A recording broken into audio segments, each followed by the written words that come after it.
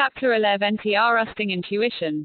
Most of us have been taught from childhood not to trust our feelings, not to express ourselves truthfully and honestly, not to recognize that at the core of our being lies a loving, powerful, and creative nature. We learn easily to try to accommodate those around us, to follow certain rules of behavior, to suppress our spontaneous impulses, and to do what is expected of us. Even if we rebel against this, we are trapped in our rebellion, doing the opposite of what we've been told in a knee-jerk reaction against authority. Very seldom do we receive any support for trusting ourselves, listening to our own sense of inner truth, and expressing ourselves in a direct and honest way. When we consistently suppress and distrust our intuitive knowingness, looking instead for authority, validation, and approval from others, we give our personal power away. This leads to feelings of helplessness, emptiness, a sense of being a victim, and eventually to anger and rage, and, if these feelings are also suppressed, to depression and deadness. We may simply succumb to these feelings, and lead a life of quiet numbness. We may overcompensate for our feelings of powerlessness by attempting to control and manipulate other people and our environment. Or we may eventually burst forth with uncontrolled rage that is highly exaggerated and distorted by its long suppression. None of these are very positive alternatives. The true solution is to re-educate ourselves to listen to and trust the inner truths that come to us through our intuitive feelings. Following our inner guidance may feel risky and frightening at first, because we are no longer playing it safe, doing what we should do, pleasing others, following rules, or deferring to outside authority. To live this way is to risk losing everything that we have held onto for reasons of external, false, security, but we will gain integrity, wholeness, true power, creativity, and the real security of knowing that we are in alignment with the power of the universe. In suggesting that our intuition needs to be the guiding force in our lives, I am not attempting to disregard or eliminate the rational mind. The intellect is a very powerful tool, best used to support and give expression to our intuitive wisdom, rather than as we often use it, to suppress our intuition. Most of us have programmed our intellect to doubt our intuition. When an intuitive feeling arises, our rational minds immediately say, "I don't think that will work, nobody else is doing it that way," or "what a foolish idea," and the intuition is disregarded. As we move into the new world, it is time to re-educate our intellect to recognize the intuition as a valid source of information and guidance. We must train our intellect to listen to and express the intuitive voice. The intellect is by nature very disciplined, and this discipline can help us to ask for and receive the direction of the intuitive self. What does it mean to trust your intuition? How do you do it? It means tuning into your gut feelings, your deepest inner sense of personal truth, in any given situation, and acting on these feelings, moment by moment. Sometimes these gut-me sages may tell you to do something unexpected or inconsistent with your previous plans. They may require that you trust a hunch that seems illogical. You may feel more emotionally vulnerable than you are used to feeling. You may express thoughts, feelings, or opinions foreign to your usual beliefs. You may follow a dream or fantasy, or take some degree of financial risk to do something that feels important to you. At first you may fear that trusting your intuition will lead you to do things that seem somewhat hurtful or irresponsible to others. For example, you may hesitate to break a date, even though you need time for yourself, because you fear hurting your date's feelings. I've found that when I really listen to and trust my inner voice, in the long run, everyone around me benefits as much as I do.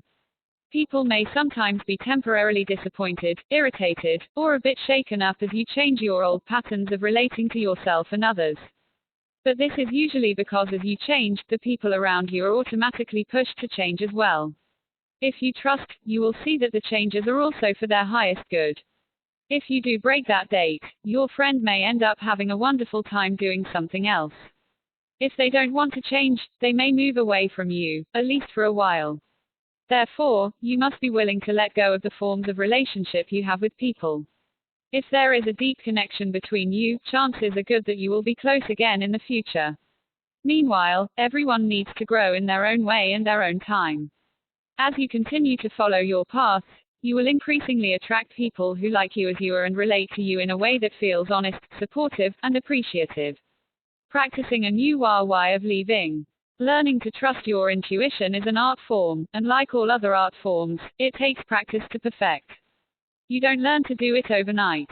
You have to be willing to make mistakes, to try something and fail, then try something different the next time, and sometimes, perhaps, even embarrass yourself or feel foolish. Your intuition is always correct, but it takes time to learn to hear it correctly. If you are willing to risk acting on what you believe to be true, and risk making mistakes, you will learn very fast by paying attention to what works and what doesn't. If you hold back out of fear of being wrong, learning to trust your intuition could take a lifetime. It can be hard to distinguish the voice of our intuition from the many other selves that speak to us from within, the different parts of ourselves that have their own idea of what's best for us. People frequently ask me how to differentiate the voice or energy of intuition from all the others. Unfortunately, there's no simple, surefire way at first. Most of us are in touch with our intuition whether we know it or not, but we're actually in the habit of doubting or contradicting it so automatically that we don't even know it has spoken. The first step in learning is to pay more attention to what you feel inside, to the inner dialogue that goes on within you. For example, you might feel, I'd like to give Jim a call. Immediately, a rational, doubting voice inside says, why call him at this time of day? He probably won't be home, and you automatically ignore your original impulse to call. If you had called, you might have found him at home, and discovered he had some important information for you. Another example, you might get a feeling in the middle of the day that says, I'm tired, I'd like to take a rest. You immediately think, I can't rest now, I have a lot of work to do. So you drink some coffee to get yourself going and work the rest of the day. By the end of the day you feel tired, drained, and irritable, whereas if you had trusted your initial feeling, you might have rested for half an hour and continued about your tasks, refreshed and efficient, finishing your day in a state of balance. As you become aware of this subtle inner dialogue between your intuition and your other inner voices, it's very important not to put yourself down or diminish this experience. Try to remain a somewhat objective observer. Notice what happens when you follow your intuitive feelings. The result is usually increased energy and power, and a sense of things flowing. Now, notice what happens when you doubt, suppress, or act against your feelings. Usually, you will observe decreased energy, you may feel somewhat disempowered or depressed. You may even experience emotional or physical pain. Whether or not you act on your intuitive feelings, you'll be learning something, so try not to condemn yourself when you don't follow your intuition, thus adding insult to injury. Remember, it takes time to learn new habits. The old ways are deeply ingrained. I've been working intensively on my own re-education for many years, and while the results I'm enjoying are wonderful, there are still times when I don't yet have the courage or awareness to be able to trust myself completely and do exactly what I feel. I'm learning to be patient and compassionate with myself as I gain the courage to be true to myself. Suppose you are trying to decide whether to change jobs. You might have a conservative self that feels it would be safest to stay where you are, an adventurous self that is eager to do something different, a self that is concerned about what other people will think, and so on. One way to handle this is to listen to each of these voices and write down what each has to say, perhaps using a different color pen for each one. Then, just let yourself sit with all the conflicting viewpoints for a while without trying to resolve them or make a decision. Eventually, you will start to get an intuitive sense of what your next step needs to be. As you get to know the different selves within you, you will discover that your intuitive self has an energy or a feeling that is different from the other voices. In time, you will learn to recognize it quite easily. One important step in learning to hear and follow your intuition is simply to practice checking in regularly. At least twice a day, and much more often, if possible, once an hour is great. Take a moment or two, or longer, if you can, to relax and listen to your gut feelings. Cultivate this habit of talking to your intuitive self. Ask for help and guidance when you need it and practice listening for answers that may come in many forms, words, images, feelings, or even through being led to some external source such as a book, a friend, or a teacher who will tell you just what you need to know. Your body is a tremendous helper in learning to follow your inner voice. Whenever you feel your body is in pain or discomfort, it is usually an indication that you have ignored your feelings. Use it as a signal to tune in and ask what you need to be aware of. As you learn to live from your intuition, you give up making decisions with your head. You act moment by moment on what you feel and allow things to unfold as you go. In this way, you are led in the direction that is right for you, and decisions are made easily and naturally. If possible, try not to make big decisions concerning future events until you are clear about what you want. Focus on following the energy in the moment and you'll find that it will all be handled in its own time and way. When you must make a decision related to something in the future, follow your gut feeling about it at the time the decision needs to be made. Remember, too, that although I sometimes speak of following your inner intuitive voice, most people do not literally experience it as a voice. Often it's more like a simple feeling, an energy, a sense of, I want to do this, or, I don't want to do that. Don't make it into a big deal, a mysterious mystical event, a voice from on high. It's a simple, natural human experience that we have lost touch with and need to reclaim. The main sign that you are following your intuition in your life is increased aliveness. It feels like more life energy is flowing through your body. Sometimes it may even feel a little overwhelming, like more energy than your body can handle. You may even have the experience of feeling tired from too much energy coming through you. You won't bring through more energy than you can deal with, but it may stretch you a little. Your body's expanding its capacity to channel the universal energy. Relax into it and rest when you need to. Do things that help you stay grounded, such as physical exercise, being in nature, emotional self-nurturing, and eating healthy, substantial foods. Soon, you'll feel more balanced and you'll even begin to enjoy the increasing intensity. At first you may find that the more you act on your intuition, the more things in your life seem to be falling apart. You might lose your job, a relationship, certain friends, or your car might even stop working. You're actually changing rapidly and shedding the things in your life that no longer fit. As long as you refuse to let go of them, they imprisoned you. As you continue on this new path, following the energy moment by moment as best you can, you will see new forms begin to be created in your life, new relationships, new work, a new home, a new form of creative expression, or whatever. It will happen easily and effortlessly. Things will just fall into place, and doors will open in a seemingly miraculous way. You may have times when you will just go along, doing what you have energy to do, and not doing what you don't have energy to do, having a wonderful time, and you will, literally, be able to watch the universe creating through you. You're starting to experience the joy of being a creative channel. Specific examples. Here are a few examples from my life, and the lives of my friends and clients, of the types of situations you might be confronted with in following your intuition. Notice that the words in parentheses are the thoughts and feelings that might have held you back or stopped you from trusting your intuition in the past. Leaving a party or meeting because you realize you really don't want to be there, even though you're afraid of what others might think or you don't want to miss something good. Telling someone that you are attracted to him, or that you would like to get to know him, or that you love him, or whatever it is that you're feeling, because it feels good to be open and tell the truth, even though you're afraid of being rejected, and it makes you feel very vulnerable, and one part of you says, you're just not supposed to do that. Deciding not to write your thesis because you really don't feel very interested in it, every time you think about it, it feels like a terrible chore, even though you spent 5 years working toward it, and your parents will be upset if you don't get your degree. You'd really like to have the prestige, and you think you could get a better job with it.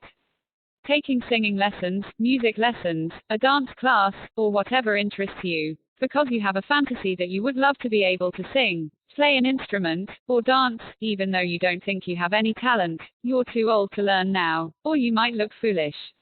Not going to work one day because you feel like you want a quiet day to yourself to hang around home, lie in the sun, take a walk, or even just lie in bed, even though you always go to work and think it's terribly irresponsible not to if you're not sick, or you're afraid you might lose your job, or you think it's silly or frivolous.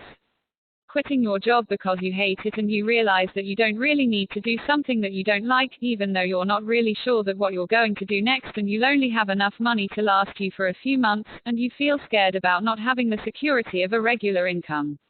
Not doing a favor for someone who's asked you to because you really don't want to, and you know you'd feel resentful if you did, even though you're afraid you're selfish, or you might lose a friend or antagonize a coworker.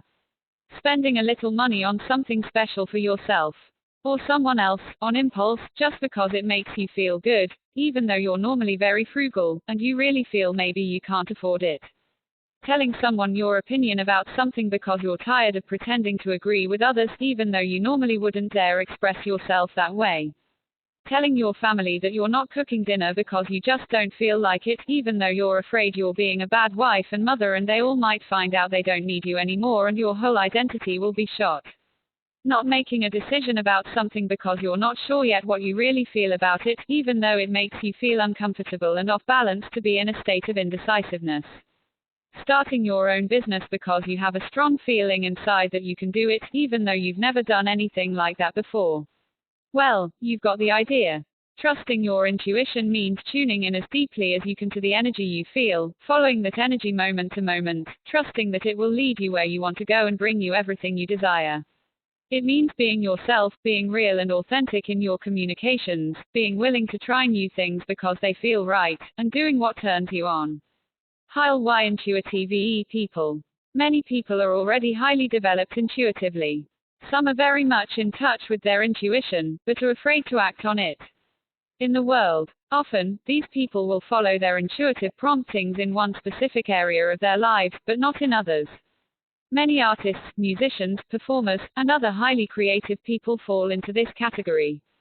They strongly trust and spontaneously act on their intuition within the bounds of their art form, thus, they are extremely creative and often very productive, but they don't have the same degree of self-trust and willingness to back the feelings with action in other areas of their lives, particularly in their relationships and in matters of business and money.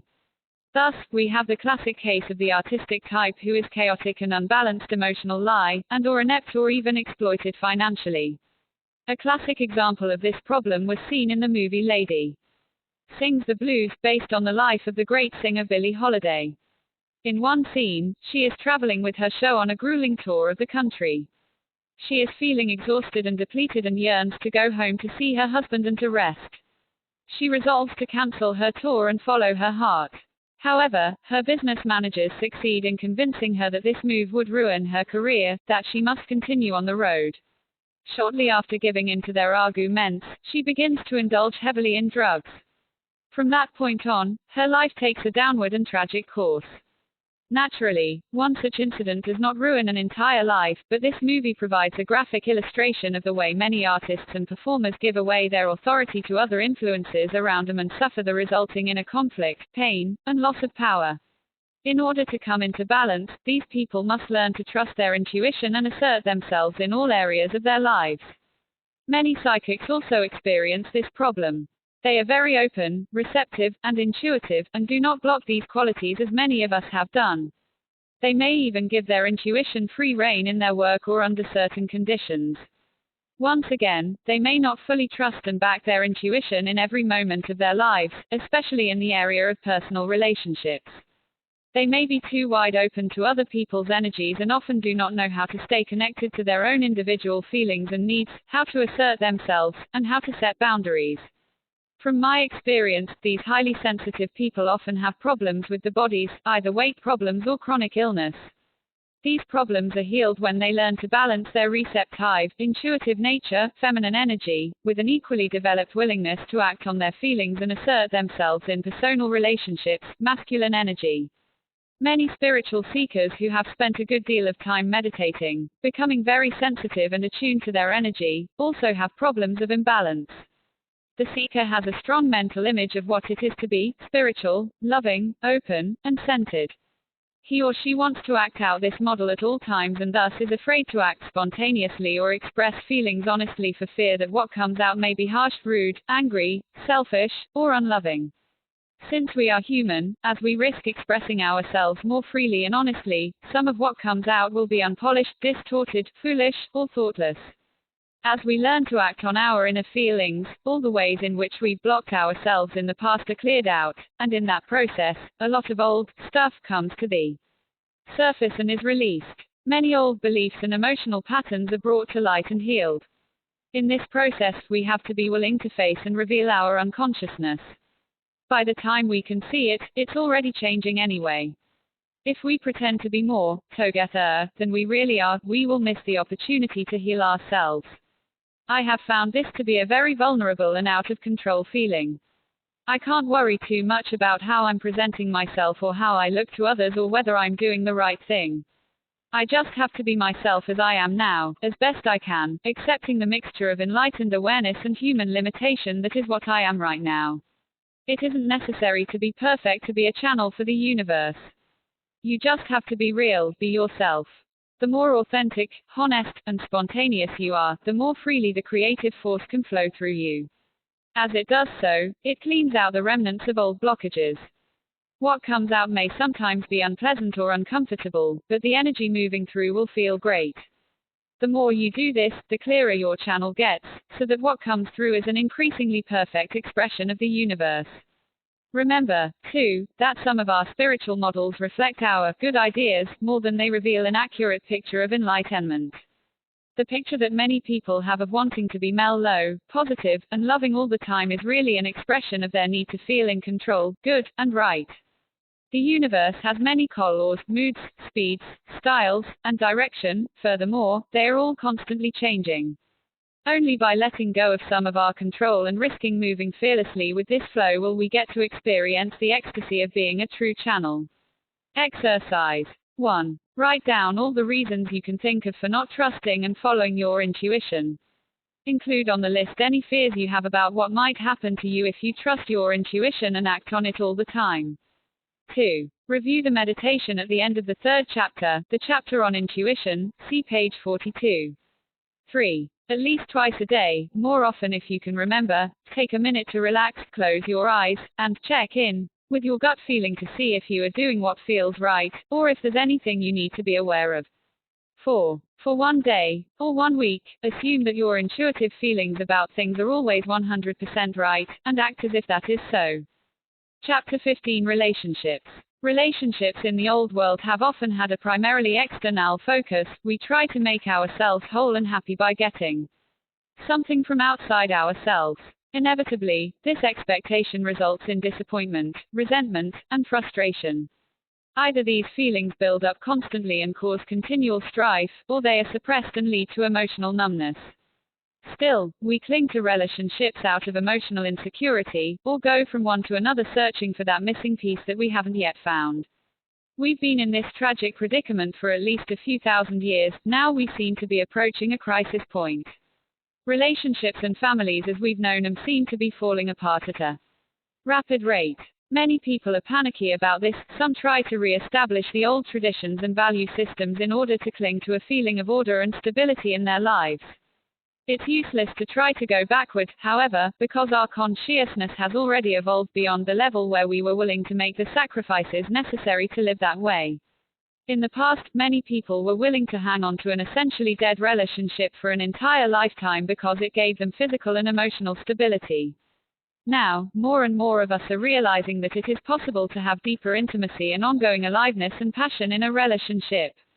We're willing to let go of old ideas about relationship in order to search for these ideals, but we don't know where to find them. Many of us are still looking outside ourselves, sure that if we just find the right man or woman to be with, we'll be blissful, lie happy, or thinking that if only our kids or our parents would behave the right way, then we'd be fine. We're confused and frustrated, our relationships seem to be in chaos, and we don't have the old traditions to lean on or anything new to take the place. Yet, we can't go back. We must move forward into the unknown to create new kinds of relationship. In order to do this, it's important to understand that our external relationships reflect our internal relationships with ourselves. My primary relationship is my relationship with myself. All others are mirrors of it. As I learn to love myself, I automatically receive the love and appreciation that I desire from others. If I am committed to myself and to living my truth, I will attract others with equal commitment. My willingness to be intimate with my own deep feelings creates the space for intimacy with another. Enjoying my own company allows me to have fun with whomever I'm with. And feeling the aliveness and power of the universe flowing through me creates a life of passionate feeling and fulfillment that I share with anyone I'm involved with. Taking care of ourselves. Because many of us have never really learned how to take good care of ourselves, our relationships have been based on trying to get someone else to take care of us. As babies, we are very aware and intuitive. From the time we are born, we perceive our parents' emotional pain and neediness, and immediately begin to develop the habit of trying to please them and fulfill their needs so that they will continue to take care of us. Later on, our relationships continue along the same lines. There is an unconscious telepathic agreement. I'll try to do what you want me to do and be the person you want me to be if you will be there for me, give me what I need, and not leave me. This system doesn't work very well. Other people are seldom able to fulfill our needs consistently or successfully, so we get disappointed and frustrated. Then, we either try to change the other people to better suit our needs, which never works, or we resign ourselves to accept less than we really want. Furthermore, when we're trying to give other people what they want, we almost invariably do things we don't really want to do and end up resenting them, either consciously or unconsciously. At this point, we may realize that it doesn't work to try to take care of ourselves by taking care of others. I'm the only one who can actually take good care of me, so I might as well do it directly and allow others to do the same thing for themselves. This doesn't mean we can't care for and give to others, it just means that we make a conscious choice to give or not, based on what we truly feel rather than out of fear or obligation. In fact, the better we take care of ourselves, the more we have to give. What does it mean to take care of yourself? For me, it means trusting and following my intuition. It means taking time to listen to all my feelings, including the feelings of the child within me that is sometimes hurt or scared, and responding with care, love, and appropriate action. It means putting my most important inner needs first and trusting that as I do this, everyone else's needs will get taken care of, and everything that needs to be done will get handled. For example, if I'm feeling sad, I might crawl into bed and cry, taking time to be very loving and nurturing to myself. Or I might find someone caring to talk to until some of the feelings are released and I feel lighter. If I've been working too hard, I'm learning to put the work aside no matter how important it seems, and take some time to play, or just to take a hot bath and read a novel. If someone I love wants something from me that I truly don't want to give, I'm learning to say no as clearly and lovingly as possible, and trust that he or she will actually be better off than if I did it when I didn't want to. This way, when I say yes, I really mean it. There is a very important point I want to make here. It concerns something I was confused about for a long time and finally understood. Taking care of yourself does not mean doing it all alone. Creating a good relationship with yourself is not done in a vacuum, without relationship to other people. If it were, we could all become hermits for a few years until we had a perfect relationship with ourselves, and then just emerge and suddenly have perfect relationships with others. It is important that we are able to be alone, of course, and some people do need to withdraw from outside relationships to a certain degree, until they feel really comfortable with themselves. Sooner or later, though, we need the reflection that a relationship offers us. We need to build and strengthen our relationship with ourselves in the world of form through interaction with other people. The difference in these approaches is the focus. In the old world of relationships, the focus was on the other person and on the relationship itself. We communicated for the purpose of trying to get the other person to understand us and give us more of what we needed. In New World relationships, the focus is on building our relationship with ourselves and the universe. We communicate to keep our channel clear and to give ourselves more of what we need. The words we speak may even be the same, but the energy-wise is different, and so is the result. For example, suppose I'm feeling lonely and want my partner to spend the evening with me although I know that he is planning to do something else. Previously, I might have been afraid to ask for what I wanted directly. I probably would have stayed home alone and focused on learning to enjoy being alone.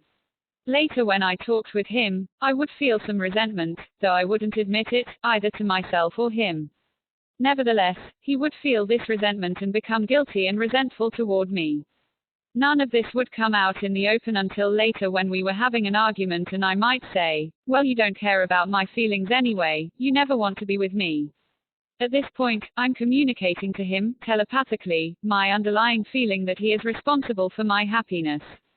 Now, hopefully, I would be more direct from the beginning. I'd say, I know you have other plans, but I'm feeling a need for connection right now and I would love it if you would spend the evening with me. I'm taking responsibility for asking for what I want, and in doing so, I'm actually taking care of myself even though I'm asking for something from him. The key here is that my focus is on myself, this is what I'm feeling and this is what I want. I have to be willing to make myself vulnerable to do this. But I have found that it is the willingness to say what I feel and want that makes me feel whole. In a sense, I'm already feeling more fulfilled because I was willing to back myself up. Everything is out in the open, and he's free to respond honest lie. Hopefully, he will check inside to find out what's true for him. If he wants to fulfill my request, that's icing on the cake. If he doesn't, I may feel sad or hurt. I'll communicate my feelings, again. I'm doing it for my own sake, to keep myself clear, and then let go. I'll use that evening as a time to go deeper within myself and strengthen my connection with the universe. I've found a very interesting thing. When I communicate truth fully and directly, in a non-blaming, non-judgmental way, and say everything I really want to say, it doesn't seem to matter so much how the other person responds. They may not do exactly what I want, but I feel so clear and empowered from taking care of myself that it's easier to let go of the result. If I keep being honest and vulnerable with my feelings to my partner, family, and friend, I won't end up with hidden needs or resentment. When you take care of yourself this way, more often than not, you do get what you ask for. If not, the next step is to let go. Go inside yourself and tune into what your intuition is telling you to do next. Always let it take you to a deeper connection with yourself and the universe. Thus, an important part of creating a loving relationship with yourself is to acknowledge your needs and to learn to ask for what you want. We're afraid to do this because we're afraid to appear too needy. It's the hidden, unacknowledged needs, however, that cause us to seem too needy. They aren't coming out directly, so they come out indirectly or telepathically. People feel them and back away from us because they intuitively know they can't help us if we aren't acknowledging our need for help. It's paradoxical that as we recognize and acknowledge our own needs and ask for help directly, we are actually becoming stronger. It's the male within supporting the female. People find it easy to give to us, and we feel more and more whole. Following an urge why. I have found that when I'm willing to trust and follow my energy why, it leads me into relationships with the people from whom I have the most to learn. The stronger the attraction, or reaction, the stronger the mirror. So, the energy will always lead me to the most intense learning situation. It can be frightening at first to try to live this way. We have always been terrified to trust our own feelings, especially in the realm of relationships and sexuality. Because this energy is so intense, so changeable and unpredictable, we fear that utter chaos will reign. We're terrified of being hurt or hurting someone else. We don't trust that the universe knows what it's doing, or else we don't trust ourselves to be able to accurately follow our inner guidance. And there's good reason for this. In the area of relationships, we have so many old patterns and addictions that it is often difficult to accurately hear our intuitive inner voice. Following your energy does not mean acting out every impulse, feeling, or fantasy that you have. That would be the road to chaos. In order to follow your energy constructively, it's important to be aware of the various selves or voices within you, which may at times have conflicting feelings and needs. Through this kind of awareness, you can begin to sense the deeper intuitive feeling of where the life force is trying to take you, while honoring important agreements, boundaries, and commitments you may have with others. Until now, most of us have avoided dealing with our fears by constructing stringent rule structures for all our relationships. Every relationship is fitted into a certain category, and each category has a list of rules and appropriate behaviors attached to it. This person is a friend, therefore I behave this way. This person is my husband, therefore he is supposed to do these things. This person is in my family, so this is how we act with each other, and so on.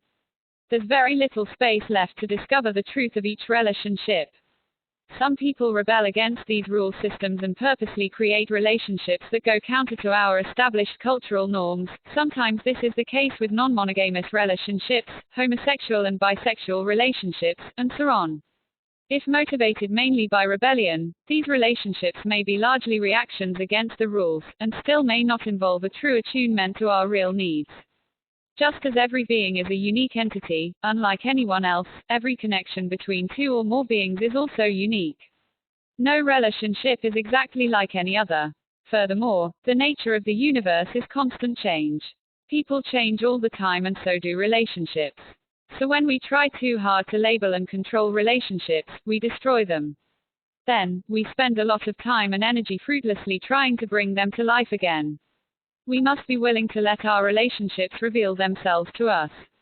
If we tune into ourselves, trust ourselves, and express ourselves fully and honestly with each other, the relationship will unfold in its own unique and fascinating way. Each relationship is an amazing adventure. You never know exactly where it will lead. It keeps changing its mood, flavor, and form from minute to minute, day by day, year to year. At times, it may take you closer to one another. At other times, it may take you farther apart. Commitment and intimacy. Why? When we discuss the idea of trusting and following our energy, why, people often ask where the concept of commitment fits into this picture. Because we have been so focused on externals, most of us have attempted to make a commitment to an external relationship. What we are really committing to is a certain set of rules. I agree to behave in such and such a manner so that we can feel secure about this relationship. Usually these rules are not spelled out clearly, they are assumed. People say they are in a committed relationship but seldom clarify to themselves, or each other, what exactly they are committed to doing or not doing. Generally, in a romantic relationship, one assumption is that the partners are agreeing not to have sex with anyone else. Even that is rather vague, though, as no one defines what having sex is. Often the implied agreement is not to feel sexual attraction toward anyone else. Yet, how can you make an agreement not to feel something? Feelings aren't under our conscious control. We can make commitments about how we will behave, since we do have conscious control of our actions. Most people find that a commitment to monogamous behavior is a necessity in order to preserve the sense of intimacy they desire in a primary relationship. The important question is, do we make that commitment as a way of controlling our partner? I'll be monogamous so you will have to be, too, or from our own integrity, I choose to be monogamous because I want the depth of intimacy that it will create in my primary relationship. The real problem with many of the commitments we make or assume is that they don't allow room for the inevitable changes and growth of people and relationships. If you promise to behave by a certain set of rules that come from outside of you, eventually you are going to have to choose between being true to yourself and being true to those rules. When you stop being honest and real, there's not much left of you to be in the relationship. You end up with an empty shell, a nice commitment, but no real people in it. Because this type of commitment attempts to keep the form of the relationship from changing, more often than not, it simply doesn't last. The fact is that relationships do change form and no commitment can guarantee that they won't. No external form can give us the security that we seek. You could be married for 50 years and the 51st year your spouse could decide to leave you. If we only realize this, it can save us so much pain. People who divorce almost inevitably feel that they have failed, because they assume all marriages should last forever. In many cases, however, the marriage has actually been a success. It's helped each person to grow to the point where they no longer need the same form. What causes the pain in many cases is that we don't know how to allow the form to change while still honoring the underlying love and connection. When you are deeply involved with another human being, the soul connection often lasts forever. The intensity of energy in the relationship, however, increases or decreases in accordance with how much there is to be learned from it at any given time. When you've learned a great deal from being with someone, the energy between you may eventually diminish to the point where you no longer need to interact on a personality level as much, or at all. Sometimes, the energy renews itself again later on another level. We don't understand this, so we feel guilty, disappointed, and hurt when our relationships change form. We don't really know how to share our feelings effectively with each other, and so we often respond to these feelings by cutting off our connection with the other person. This causes us real pain, because we are actually cutting off our own deep feelings. I have found that changes in relationships can be less painful, and at times even beautiful, when we can communicate honestly and trust ourselves in the process. Most people believe that sacrifice and compromise are necessary in order to preserve a relationship. The need to sacrifice and compromise is based on a misunderstanding of the nature of the universe. We fear that there is not enough love for us and that the truth may be hurtful. In fact, the universe is filled with love, and the truth, when we can see it, is always healing. When I'm willing to be honest and ask for what I want, to continue sharing my feelings openly, I find that the underlying truth in any situation is the same for all concerned. At first it may seem that I want one thing and the other person wants something else. If we both keep telling the truth as we feel it, sooner or later it works out so that we both see that we can have what we truly want. For example, a couple who are clients of mine were experiencing a great deal of conflict about their work. They were partners in a very successful business. She was tired of the business and wanted to do something else. He loved the work and wanted to continue but did not want to do it without her. They fought constantly about whether to sell the business, her desire, or continue and expand it, his desire. Once they began to communicate on a deeper level, they uncovered the fears. She yearned to express herself creatively in new ways, but was terrified that she would not be able to successfully step out on her own without his constant support. She was also afraid that she would not be able to make as much money, and he would feel resentful about her diminished contribution to the family income. He was afraid that he would be unable to handle the business successfully without her. He depended heavily on her creative input and did not trust his own intuitive capacity.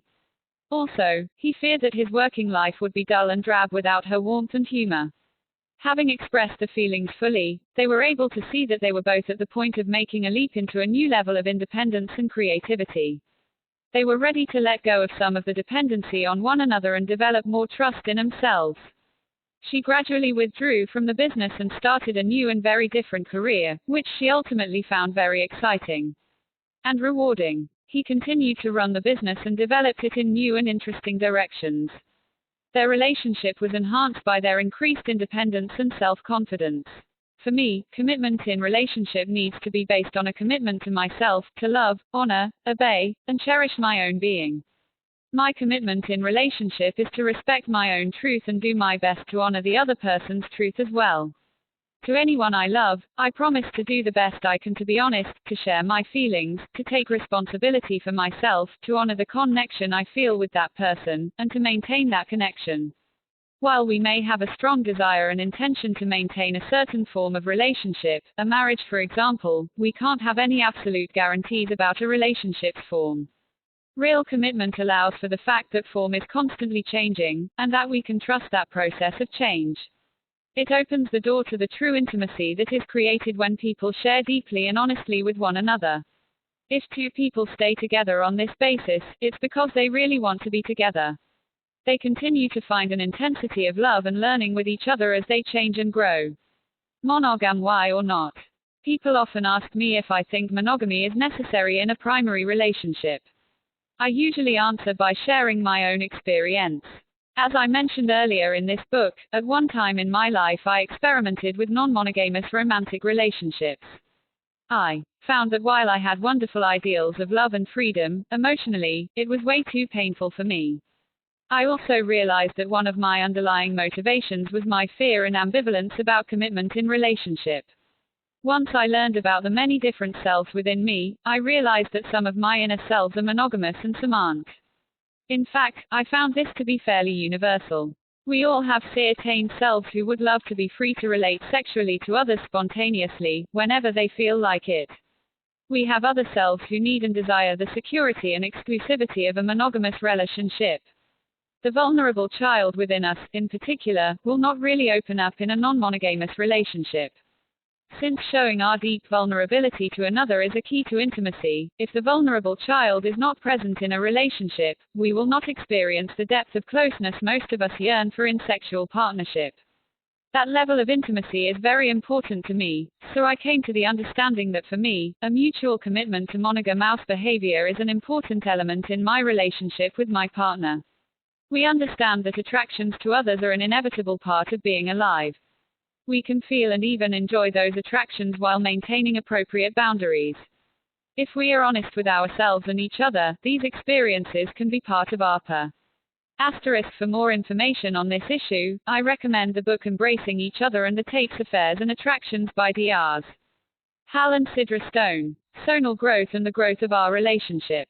Asterisk. Romance. When we meet someone who is a particularly strong mirror for us, we feel an intense attraction, or we may experience it initially as a repulsion or dislike. Either way, there's a strong feeling. If that person is of the sex we prefer and has certain characteristics, we may experience the feeling as a sexual attraction. When the energy is particularly strong, we have an experience we call falling in love. Falling in love is actually a powerful experience of feeling the universe move through you. The other person has become a channel for you, a catalyst that triggers you to open up to the love, beauty, and passion within you. Your own channel opens wide, the universal energy comes through, and you have a blissful moment of enlightenment, very similar to the experiences some people have after long periods of meditation. This is the most thrilling and passionate experience in the world, and, of course, we want to hold on to it. Unfortunately, we don't realize that we are experiencing the universe within ourselves. We recognize that the other person has triggered this experience and we think it is him or her that is so wonderful. At the moment of falling in love, we are accurately perceiving the beauty of that person's spirit, but we may not recognize it as a mirror of our own. We just know that we feel this great feeling when we're with them. So, we often begin to give our power away to them, and start to put our source of happiness outside of ourselves. The other person immediately becomes an object, something we want to possess and hold on to. The relationship becomes an addiction. As with a drug, we want more and more of the thing that gets us high. The problem is that we get addicted to the person's form, not recognizing that it's the energy we want. We focus on the personality and the body, and try to grab onto it, to keep it. The minute we do this, the energy gets blocked. By grabbing hold of the channel so tightly, we are actually strangling it and closing off the very energy we seek. True passion brings us together, but our neediness often takes over shortly thereafter. The relationship starts to die almost as soon as it blooms.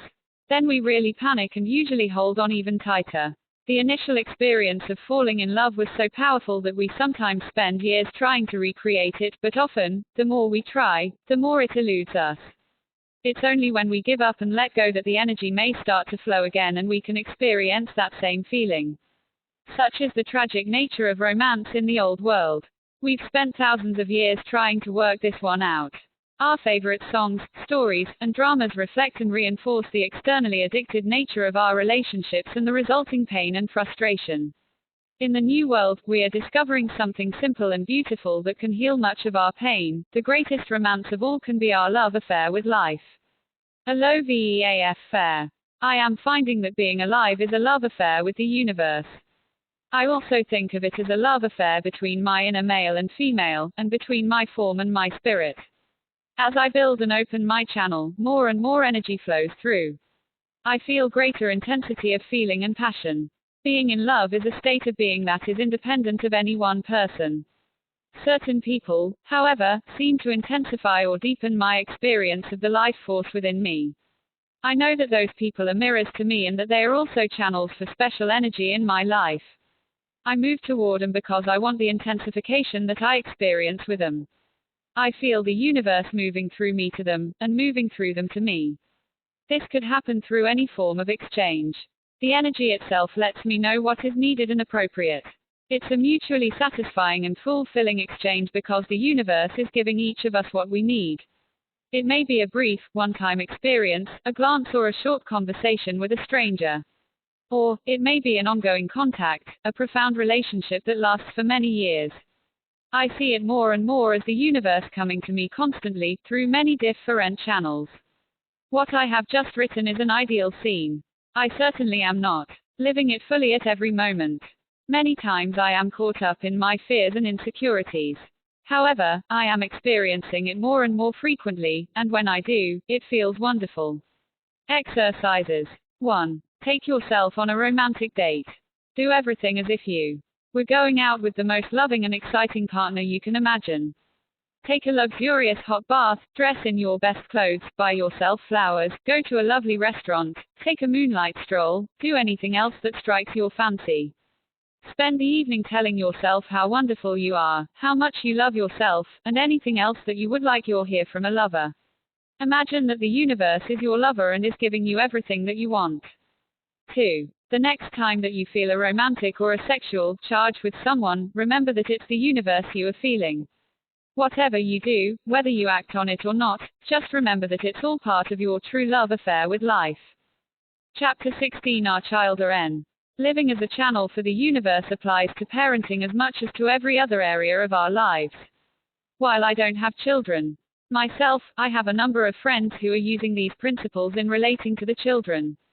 It certainly isn't easy to transform our old concepts and patterns of raising children, but the results are wonderful to see: bright light radiating from these children, satisfaction and fulfillment for the parents, and the depth of closeness and sharing between them. Our old ideas of parenting usually involve feeling totally responsible for the welfare of our children and trying to follow some behavior standard to be a good parent.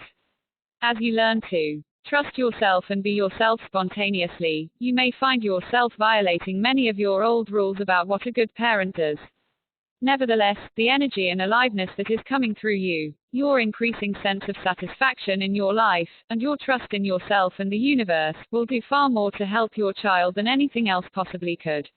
In a sense, you don't have to raise your children at all. The universe is the true parent to your children, you are simply the channel.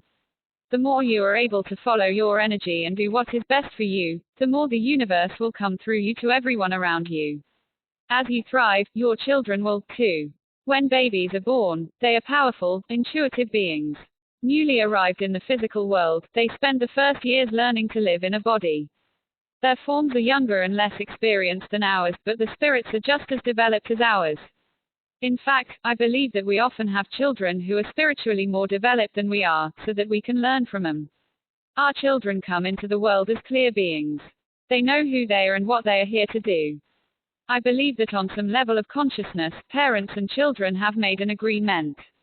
The parents have agreed to support and assist the child in developing his form, body, mind, and emotions, and learning how to operate in the world.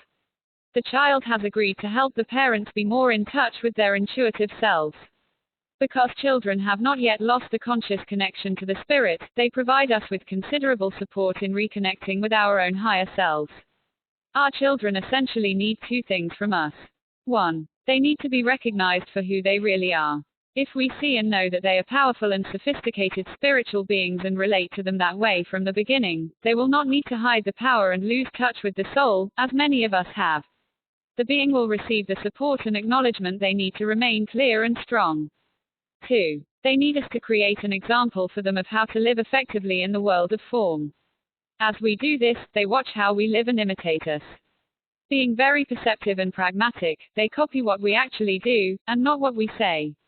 In return for taking responsibility for these two things, we receive from our children endless amounts of vibrant energy. Unless they are shut down at a very early age through lack of support, children are very clear and powerful channels.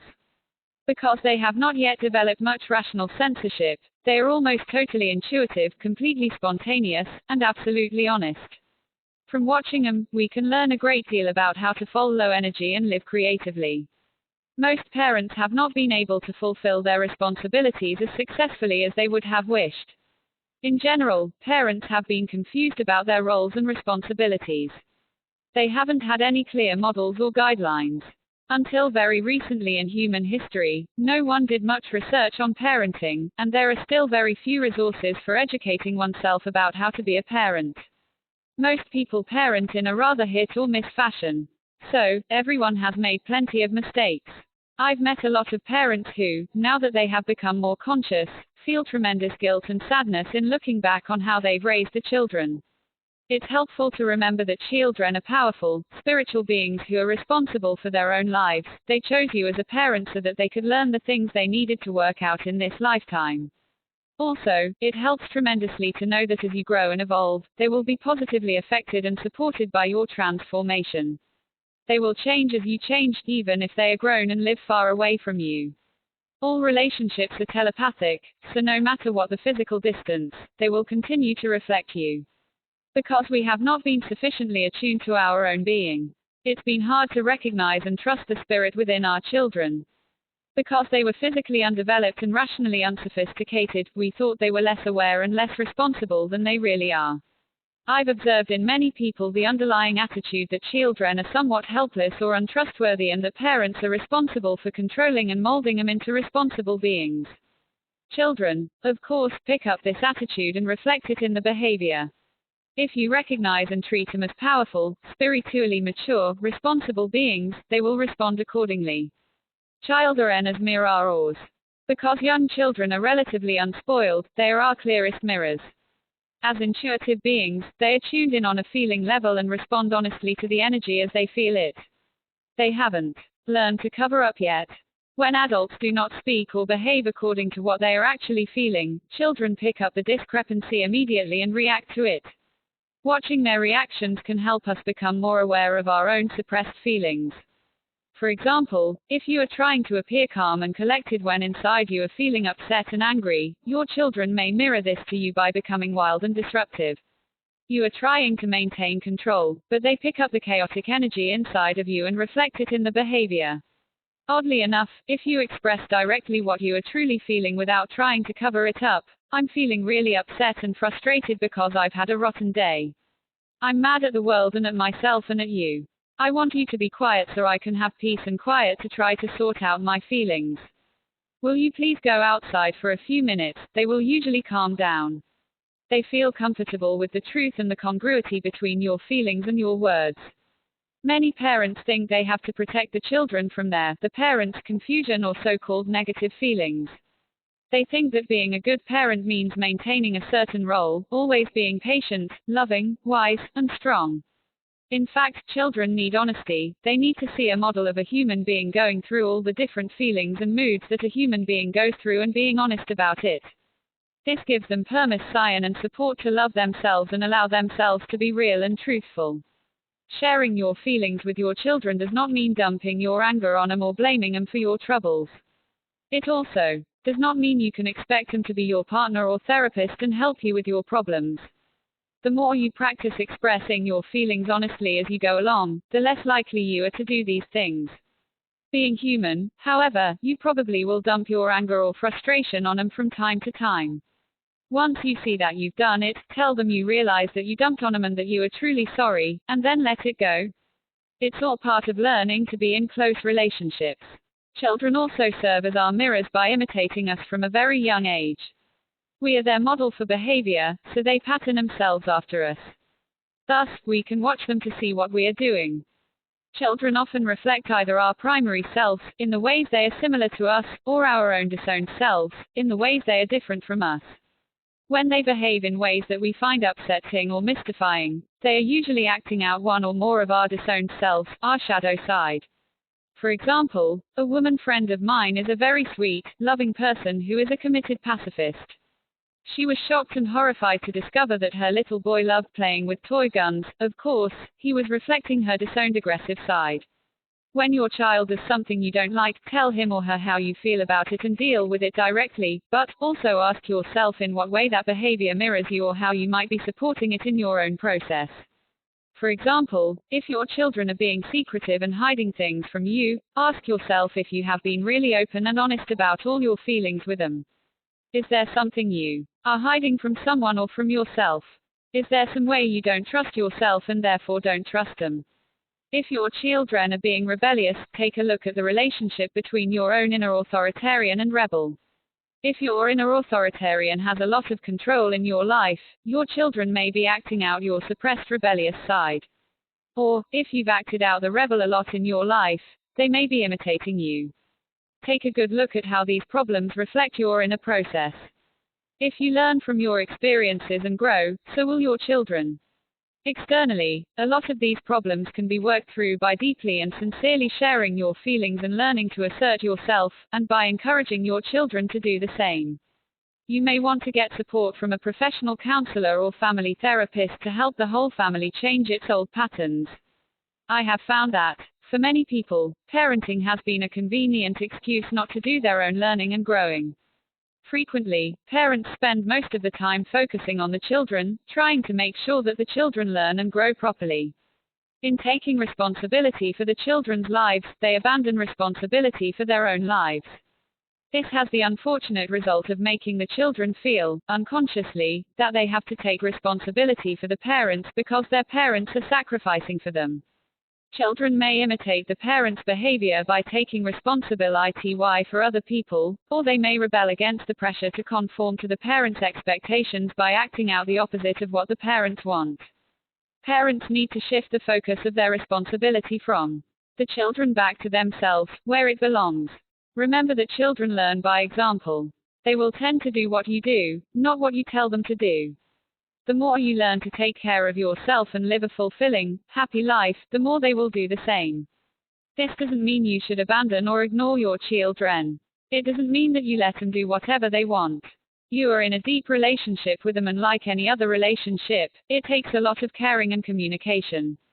It's important for all of you to express feelings, make needs known, and set clear boundaries. Furthermore, you have accepted certain responsibilities to care for them physically and financially. You have a right to require the co-responsibility and cooperation in that process. The key is in your attitude.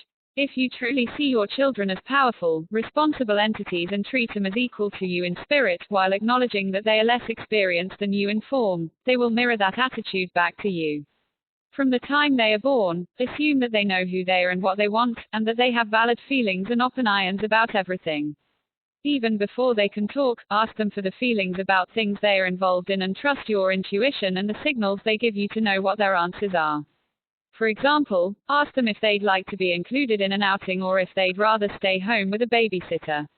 Trust your feelings about which choice they are making and proceed accordingly. Then pay attention to the signals they give. If you take them on an outing and they cry the whole time, next time try leaving them with the babysitter. As they grow older, continue to include them in family decisions and responsibilities. As much as possible, allow them to make their own decisions about their personal lives. This means they may sometimes have to deal with the consequences of making certain decisions. Offer them your love, support, and advice, but let it be understood that their lives are basically their own responsibility. Be sure you set your own boundaries clearly, what is okay and what isn't. Making their own decisions does not include the right to take advantage of you. Above all, try to communicate your honest feelings to them and ask them to let you know how they are feeling. Almost all family problems arise from lack of communication. Your children certainly aren't going to know how to communicate clearly if you don't know how. It seems to be terribly difficult for parents to give up living the children's lives for them and start living their own. In order to do this, parents have to be willing to admit how dependent they really are on the children and how frightened they feel about letting go of them. These feelings are usually masked by a reverse projection. Parents will tell themselves that the children are dependent on them and won't be okay if the parents start focusing on fulfilling their own needs. I have found that this is a false issue. The real issue is the parents' feelings of dependency on the children, which they usually aren't even conscious of. Children are so alive and exciting, parents often secretly fear that their lives will be drab and dull without the children. Or, perhaps they are just afraid to face themselves. Once they recognize and acknowledge these feelings, they will begin to deal with the emptiness within themselves and their lives. They will begin to look at what they want and how they can satisfy themselves. They will begin to trust their own gut feelings about things and act on them. At this point, the children really start to flourish. They are finally liberated from the unconscious task of trying to take care of the parents. They are free to make their own lives worthwhile. The children start doing what they really need to do for themselves. They can now become the channels they truly are. One couple who are close friends of mine have a beautiful daughter. Since before she was born, her parents were aware of her as a powerful being and felt that they were in communication with that being. I was present at her home birth, a wonderful event. A few minutes after she was born, I was holding her and she looked strongly and directly into my eyes. I had previously heard that babies can't focus at such an early age. It was quite apparent to me that she was well aware of what was happening. She has been raised much as I have described. She has always been afforded the respect that she deserved and was treated as a highly conscious entity. As a result, she is a truly remarkable child. Wherever she goes, people remark on her strong presence. It's easy to see that she is an open channel for the universe. Meditation. Get comfortable, relax, and close your eyes. Take a few deep breaths and move your awareness into a deep, quiet place within you. Picture or imagine your child in front of you. Look into his or her eyes and sense the powerful being within. Take a little time just to be with this experience and receive any feelings, ideas, or impressions about who your child really is. Communicate to him or her, in your own words, your respect and appreciation. Imagine that your child is communicating to you his or her respect and appreciation. If you have more than one child, do this with each one of them. This meditation is effective in opening the love and communication between you and your children, whether they are infants or adults. Exercise. Practice telling the truth to your children and expressing your feelings honestly with them even if you feel vulnerable and uncomfortable about not being in control. Ask them how they feel about things and try to really listen to what they have to say. If you are tempted to give advice, ask them if they want to hear it first. If they don't, tell them your feelings instead. Chapter 17 WORK and PLA Why. Our culture is obsessed with achievement and productivity. As a result, we have an epidemic of workaholism in which most of us push ourselves much harder than is necessary or healthy. We need to learn to relax, nurture ourselves, and have fun. Some people carry the opposite polarity. They know how to relax and play, but have difficulty focusing and working hard enough to accomplish things. When you're following your energy and doing what feels right to you, moment by moment, the distinction between work and play tends to dissolve. Work is no longer what you have to do and play what you want to do. When you are doing what you love, you may work harder and produce more than ever before, but you will experience such enjoyment and pleasure in your work that at times it may feel like play. Each one of us has a true purpose and each one of us is a unique channel for the universe. We make a contribution to the world just by being ourselves every moment. There need not be rigid categories in our lives. This is work, this is play. It all blends into the flow of following the universe, and money flows in as a result of the open channel that's created. Work is no longer something you have to do in order to survive and sustain life. You no longer work just for the sake of making money. Instead, the delight that comes from expressing yourself becomes the greatest reward. The money comes along as a natural part of being alive. For some, working and getting money may no longer even be directly related to each other. You may experience that you are doing whatever you have the energy to do and that money is coming into your life. It's no longer a matter of, you do this and then you get money for it. The two things are simply operating simultaneously in your life but not necessarily in a direct cause and effect relationship. In the new world, it's difficult to pin life's work and true purpose down to any one thing. In terms of looking for a career, our old world concept told us that when we became adults, we had to decide what our career would be and then pursue an education or other steps to achieve that career. The career would then be pursued for most, or all, of our life. In the new world, many of us are channels for a number of things that may come together in fascinating combinations. Perhaps you haven't found your career because it doesn't exist yet. Your particular and unique way of expressing yourself has never existed before and will never be repeated again. As you practice following the energy in your life, it may lead you in many directions. You may express yourself in a variety of areas, all of which will begin to synthesize in some surprising, interesting, and very new, creative way. You will no longer be able to say, I'm a writer, or a fireman, or a teacher, or a housewife. You may be a combination of all of those things. You'll be doing what you love, what you're good at, what comes easily to you and has an element of challenge and excitement to it. Whatever you do will feel satisfying and fulfilling to you. It will no longer be a matter of doing things now for later gratification. I will work hard now so that I can get a better job later. I will work hard now so that I can retire and enjoy my life. I will work hard now in order to have enough money and time to have a vacation where I can have fun.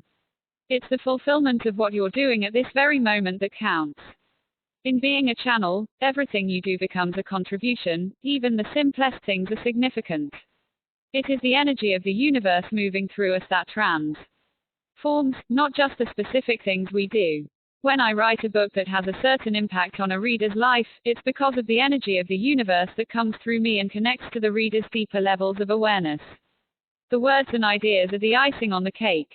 They are the things that enable our minds to grasp what has already been changed. It is not so important that I wrote a book. What is important is that I expressed myself, opened up, and allowed the creative energy to flow through me. That creative energy is now penetrating other people and things in this world. I had the joy of that energy moving through me and other people had the joy of receiving that energy. That's the transformational experience.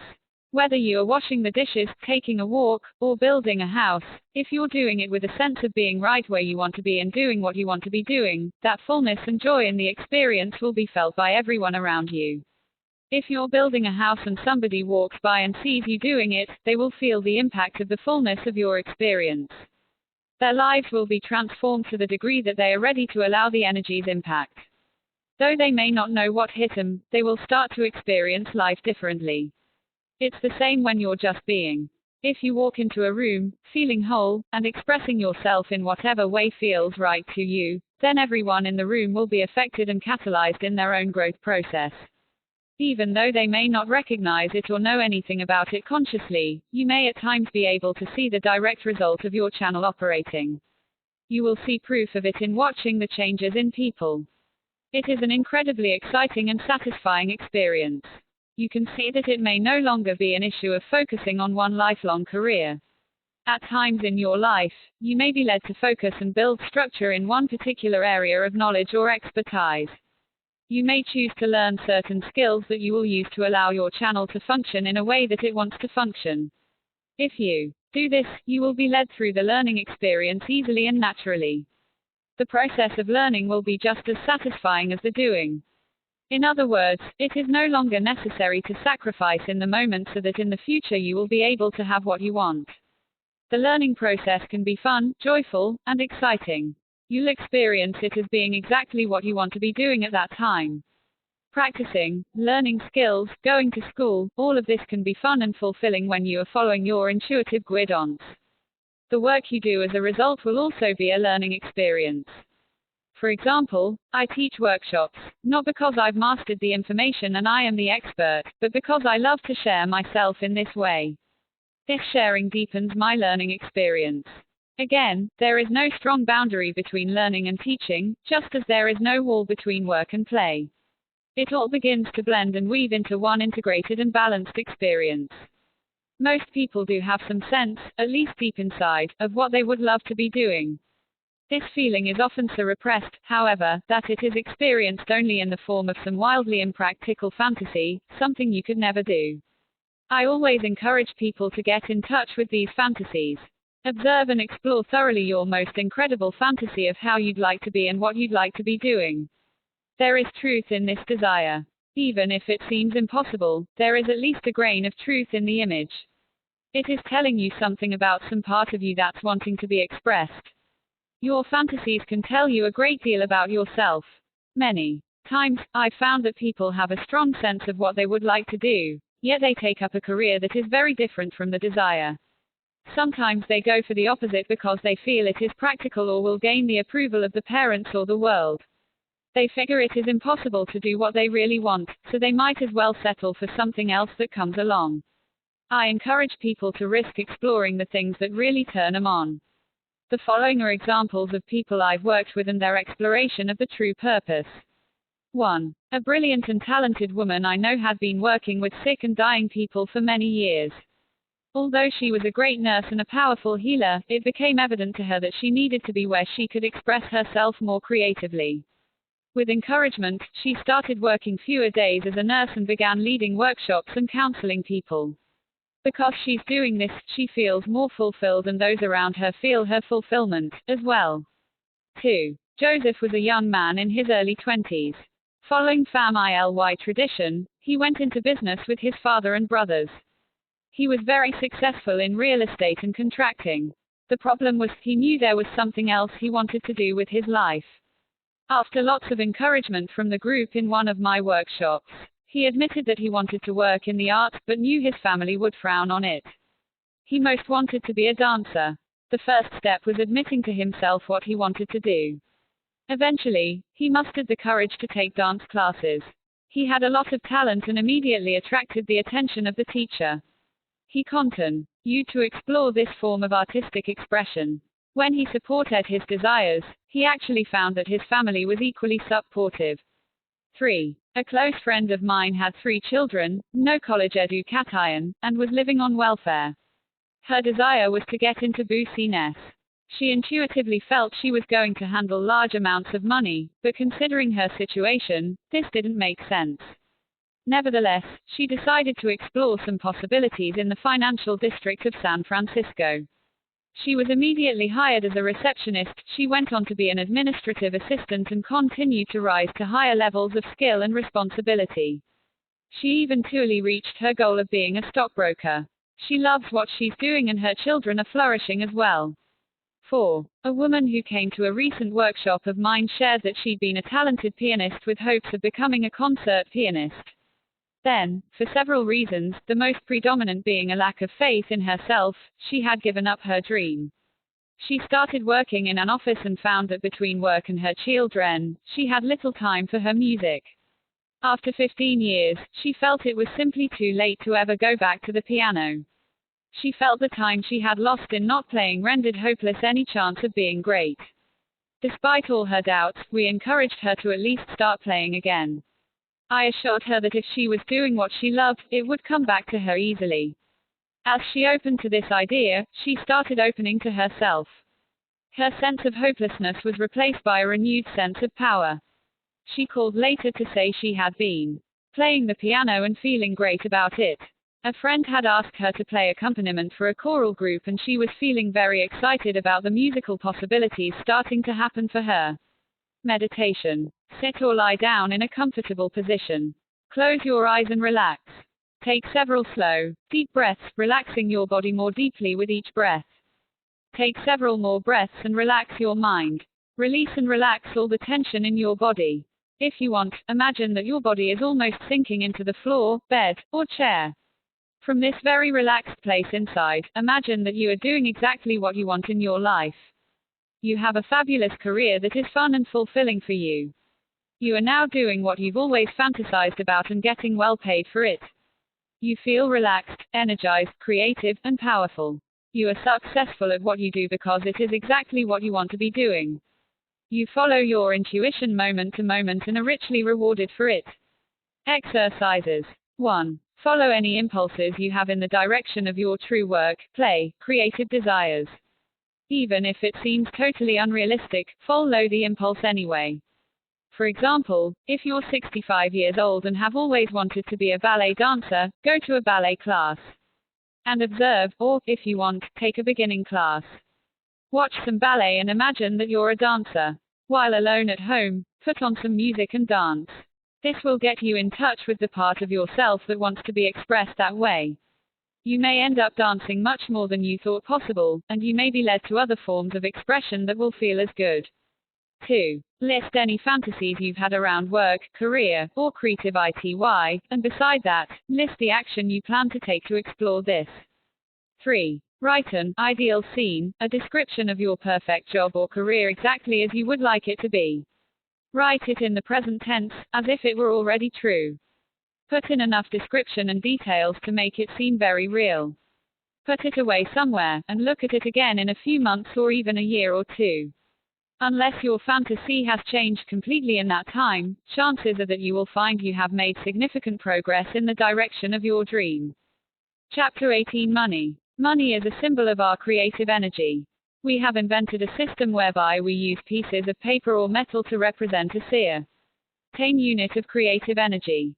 For example, you earn money by using your energy, then you trade that money to me in exchange for the energy I put into writing this book or leading a workshop, and so forth. Because the creative energy of the universe in all of us is limitless and readily available, so, potentially, is money.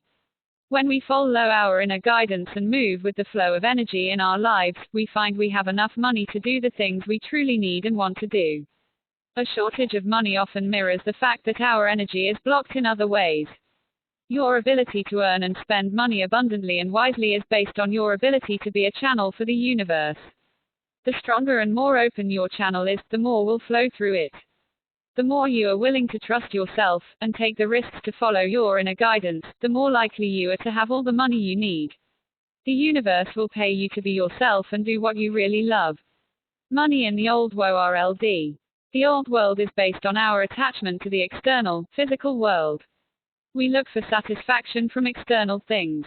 Because we believe that survival depends on getting things, we may think that fulfillment can be found in material wealth. In the old world, you can build a strong financial structure and earn lots of money by learning how to act effectively in the world, the old male energy. However, because your actions are not based on the guidance of the universe that comes from the inner female, building your financial structure will often involve fear, competition, and struggle, and you will pay a high price for the money. You can earn money, but find that you are ruled by it.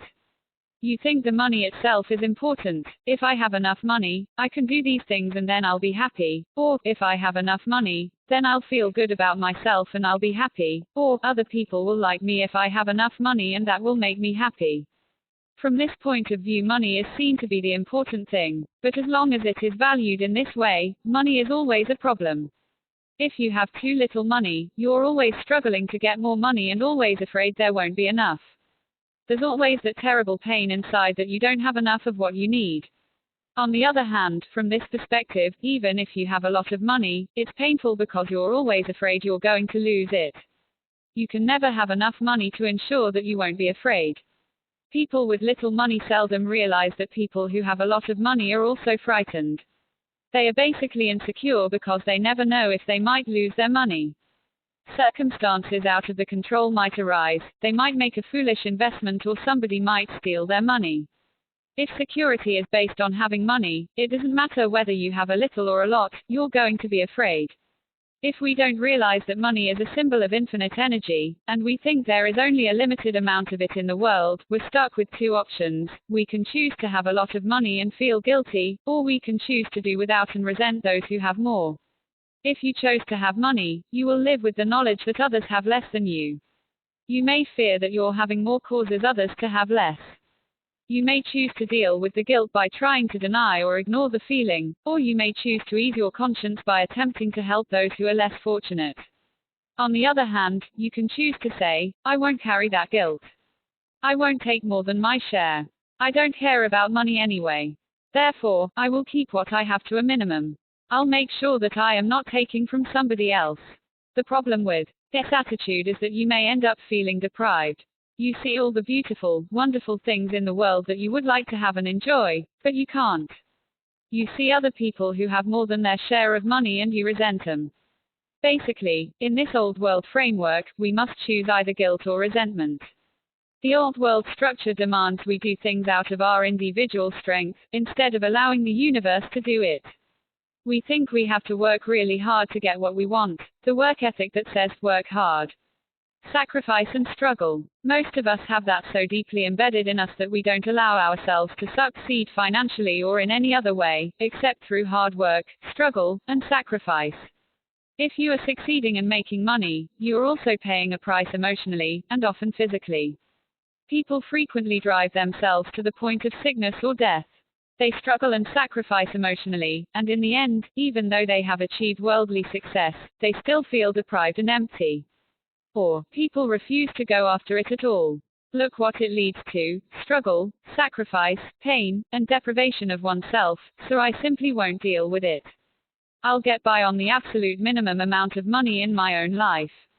Often, more sensitive, spiritually inclined people choose this route so they can focus on more meaningful things.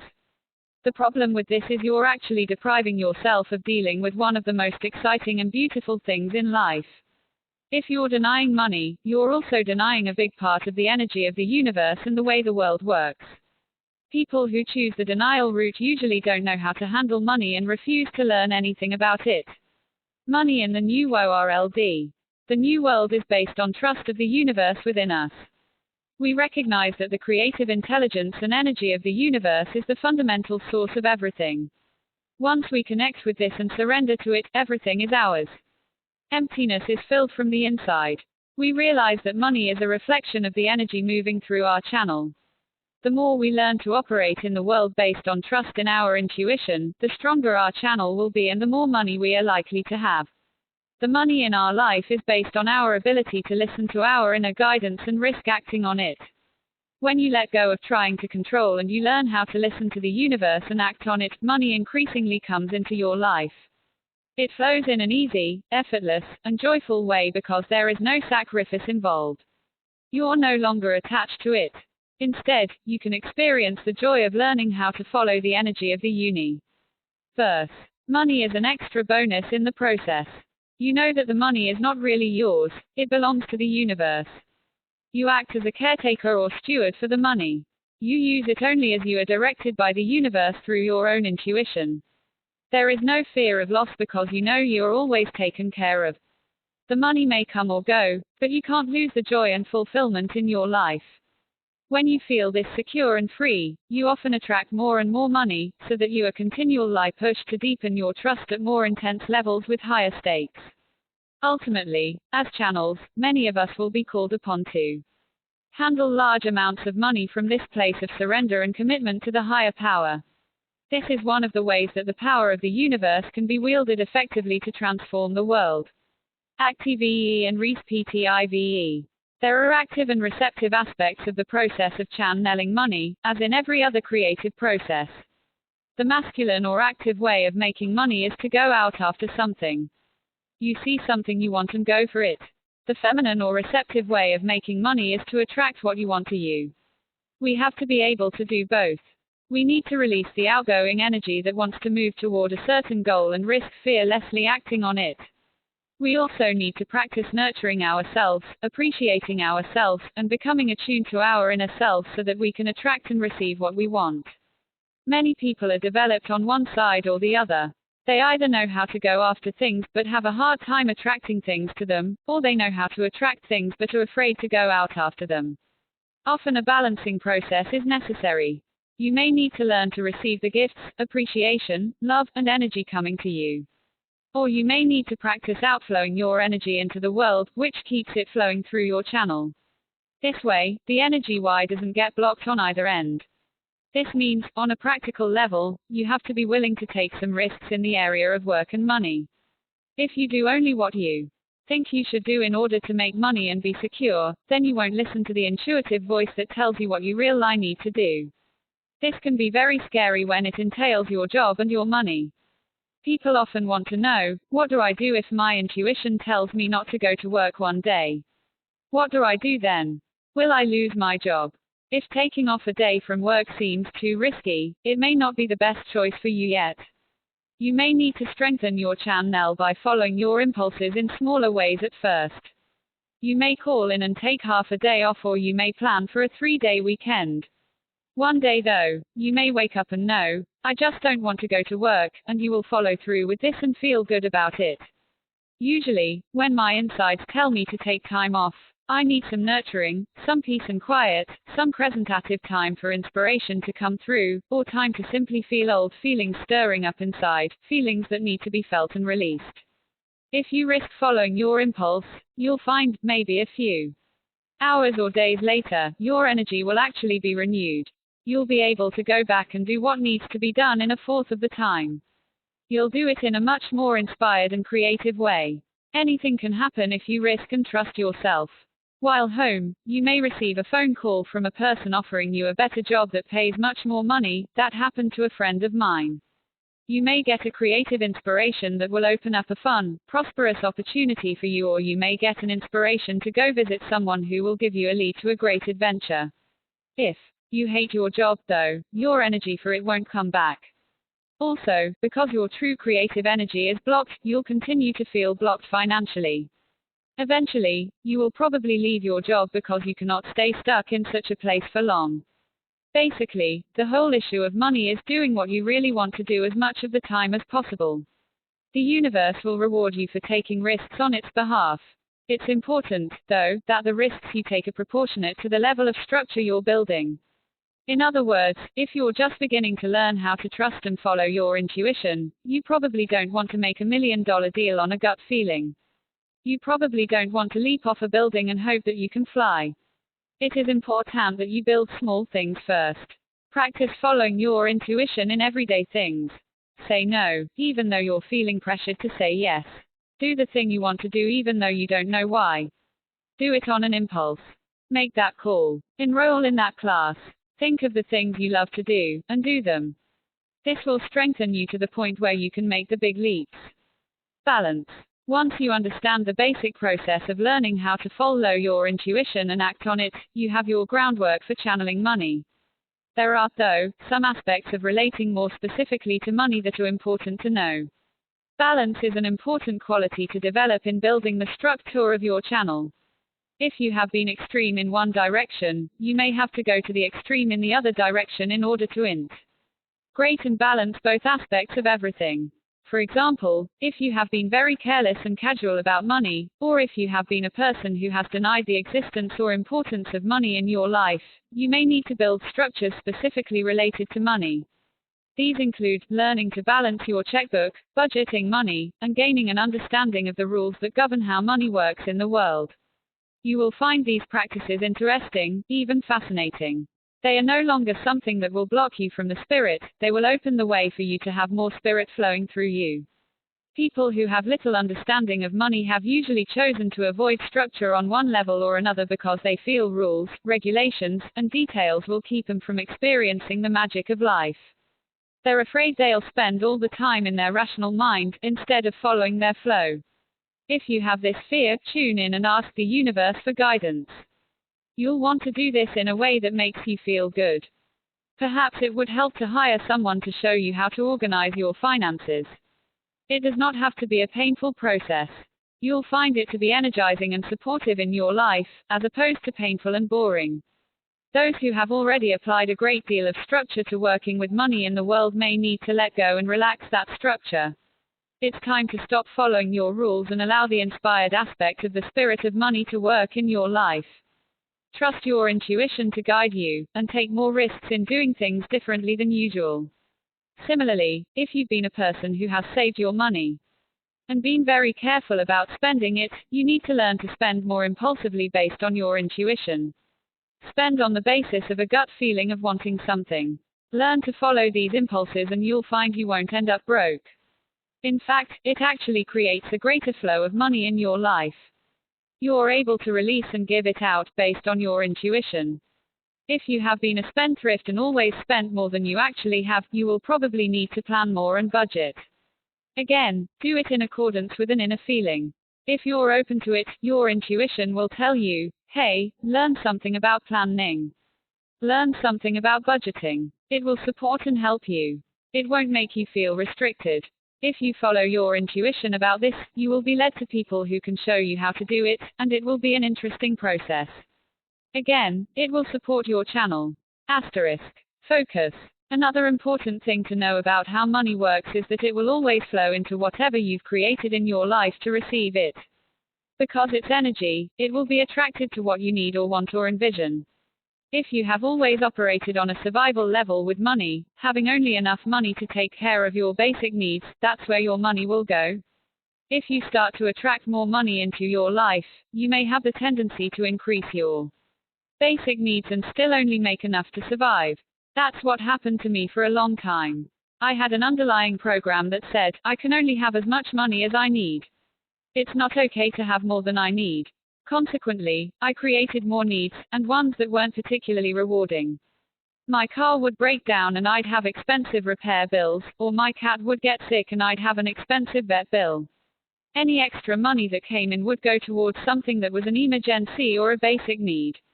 There was still nothing extra for fun and representative play or greater luxury. I found that I needed to create a budget that included what I wanted as well as what I needed. I started at a reasonable level. I'd like to buy at least one item of clothing each month that's fun or more luxurious. I'd also like to do some activity that would be fun. I would include these in my budget and the money for them would then flow in.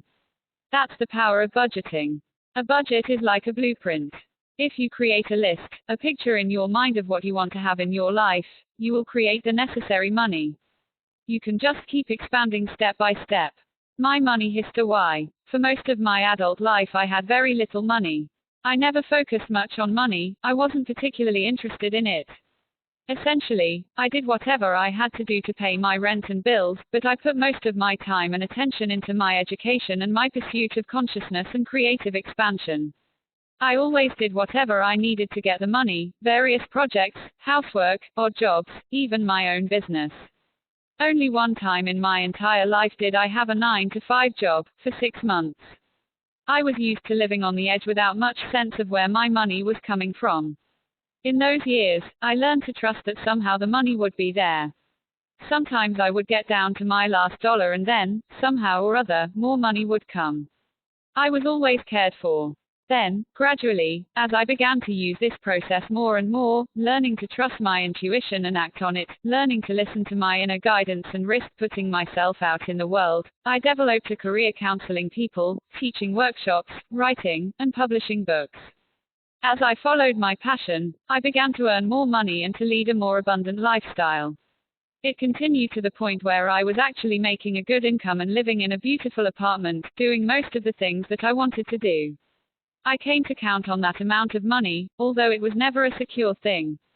I was still living from month to month, but money always seemed to keep flowing.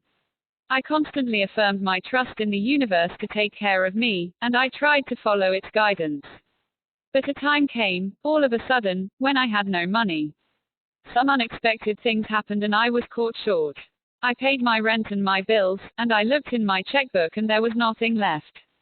I didn't have any savings or other resources to fall back on. That was a very startling experience because by that time, I was used to having a certain amount of money. What amazed me about this experience is that I had only 5 minutes of fear. I thought, oh my God, what am I going to do? Then, I felt totally calm. I had to have that 5 minutes of fear, and then, it was as if there were no more fears about money left after that. I knew I was going to be okay.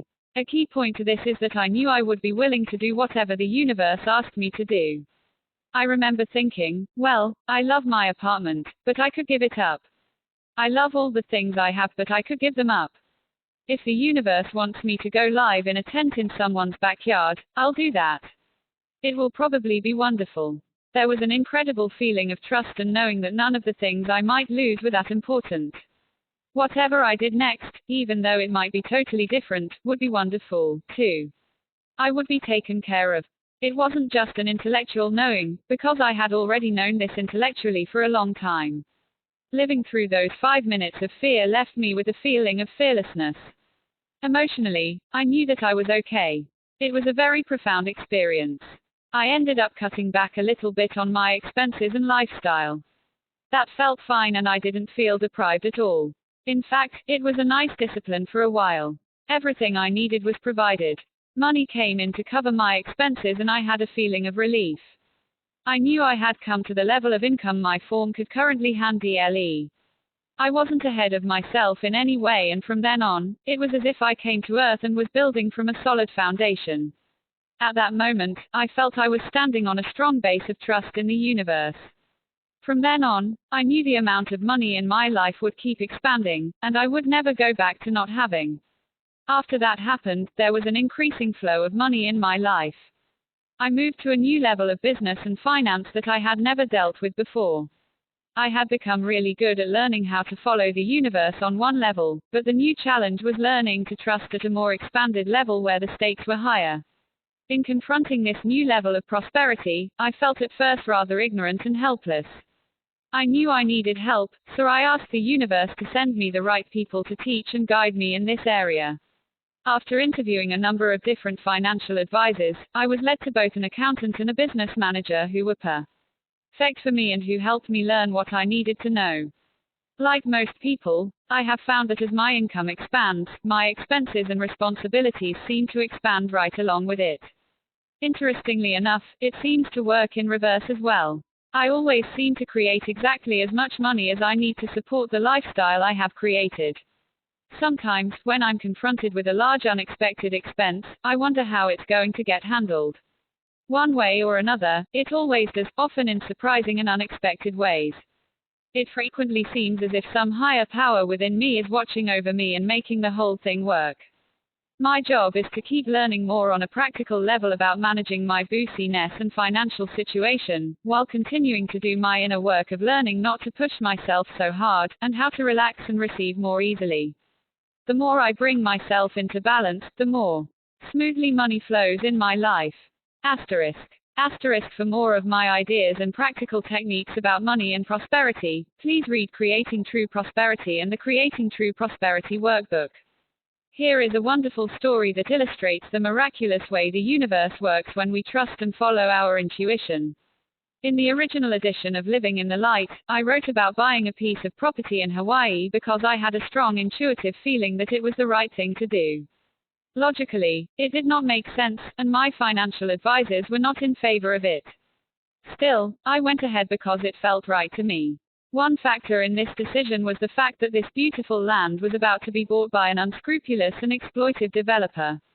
At the time I wrote the book, I wasn't quite sure what would happen next, but felt very empowered by trusting myself that much.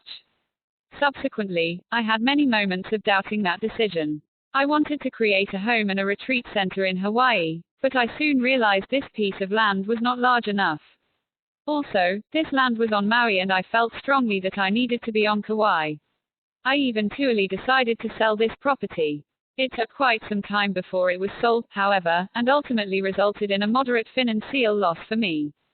Since the sale was handled by an agent, I didn't meet the purchases of the property.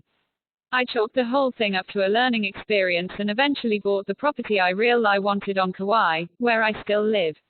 A few years later, my mother, who lives on Maui, happened to meet the two men who had bought my property. They told her this amazing story. They had been living in Los Angeles, working hard and longing for a big change in their lives. They read my book Creative Visualization and decided to move to Hawaii. They began visualizing the ideal property they would like to find there, and got a very vivid image and feeling about it. They took a trip to Maui and looked at many pieces of property, but none was right. Just as they were about to leave, they went to see one last piece, and it was exactly as they imagined. Someone else had put in an offer, but that offer fell through, and they were able to buy it. Only when they signed the papers did they realize that they were buying my property. We eventually became friends. They developed the property beautifully, creating a lovely flower farm and bed and breakfast, and have lived there happily for many years. I now feel that I was guided to buy that property in order to make sure that it got to the people who were meant to care for it. I may have lost some money, but I gained enormous satisfaction. Meditation. Sit or lie down in a position that is comfortable for you. Close your eyes and begin breathing in an easy, natural way. With each breath, you are becoming more deeply relaxed. Begin to notice how you're feeling. How do you feel emotionally? How does your body feel? Notice the energy in your body. What does it feel like? See yourself taking in more energy with each breath. You are energized and alive. Start to imagine this energy as money. As you open to your own energy, you open to abundance. Imagine having all the money you need to do the things that are most important to you, and to create a lifestyle that is in harmony with your being and with the earth. Exercise. Lack of money may mirror the energy blocks within you. Write down all the ways in which you limit your desires and present activity. In what ways are you not doing what you want to do?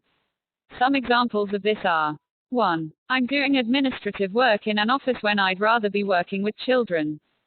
2. I want to meditate, but there's never time. 3. I'd like to explore my art more, but I have no time, I have to earn a living. 4. I want to tell my mother, friend, partner, how I'm feeling, but I'm afraid I'll hurt her, him. Now imagine yourself doing exactly what you want to do in each of these areas. Chapter 19 Health. Our body is our primary creation, the vehicle we have chosen to express us in the physical world. By looking at our bodies, tending to them, and feeling them, we can read a great deal about our spiritual, mental, and emotional energy patterns. The body is our primary feedback mechanism that can show us what is and isn't working about our way of thinking, expressing, and living. Any normal child, who has had a reasonably positive environment, has a beautiful, lively body filled with vitality. That beauty, aliveness, and vitality are simply the natural energy of the universe flowing freely through, unimpeded by negative habits. Small children in a supportive environment are totally spontaneous beings. They eat when they are hungry, fall asleep when they are tired, and express exactly what they feel. Therefore, their energy doesn't get blocked, and they are constantly renewed and revitalized by their own natural energy. But because none of us have had even a close to perfect upbringing, very early we begin to develop habits that run counter to our natural energy. These habits are designed to help us survive in the neurotic world in which we find ourselves. We pick these patterns up from our families, friends, teachers, and the community in general. As we follow the behavior we have observed in others, or as we attempt to follow the rules laid down by others, we may move in ways that are counter to our own natural flow. We stop acting on what we know physically and emotionally. We no longer say and do what we really feel. We stop listening to the signals our body gives us about the food, rest, exercise, and nurturing it needs. It becomes too risky to follow our own energy, so we block that flow and gradually begin to experience less and less energy and vitality. As the energy flow diminishes, the body is not physically revitalized as quickly, thus, it begins to age and deteriorate. As we repeat chronic negative behaviors, our bodies begin to reflect these patterns, such as hunching over to express the inner pattern of making oneself small and powerless. If you are willing to allow the energy of the universe to move through you by trusting and following your intuition, you will increase your sense of aliveness and your body will reflect this. With increasing health, beauty, and vitality. Every time you don't trust yourself and don't follow your inner truth, you decrease your aliveness and your body will reflect this with a loss of vitality, numbness, pain, and eventually physical disease. This is a message from our bodies, telling us that, in some way, we are not following our true energy or supporting our feelings. The body gives us many such signals, starting with relatively subtle feelings of tiredness and discomfort. If we don't pay attention to these cues and make the appropriate changes, our bodies will give us stronger signals, including aches, pains, and minor illnesses. If we still don't change, a serious or fatal illness or accident may eventually occur. The stronger messages can often be avoided by paying attention to the subtler ones. But once a strong message has come, it is never too late to be healed, if that is what we truly desire. At this point, however, many beings do not choose the healing. They decide to leave the bodies and start over with a new one, or move to another realm, rather than trying to work their way through all the old patterns in this one. If you are suffering from dis-ease, rest. Your body always wants rest and ease if it's sick. Then, when you become quiet, ask your body what the message in your illness is. Your body will always attempt to tell you what you need in order to heal yourself. One of my friends had been having severe pain on the right side of her face. Intuitively, she felt the pain would ease if she'd open her mouth and state more of what she wanted and more of what she knew. She did this and the pain eased some, but it still wasn't gone. One night, in a mood of surrender, she told the universe she was sick of the whole thing and she asked for an answer. Then, she let go of thinking about the problem and went to sleep. In her dreams that night, her intuition told her to stop taking brewer's yeast. She immediately discounted the entire message as bizarre and continued to take yeast. Then a few days later, after continued prodding from her intuition, she stopped taking yeast. 2 days later, her face pain cleared up. When you ask for a healing, you never know what your body is going to tell you. It may tell you to stop or start eating something, express some feelings to a friend, quit your job, or go see a doctor. The key is to ask and then listen for a response. A client came to me who had been suffering from severe back pain for a year and a half.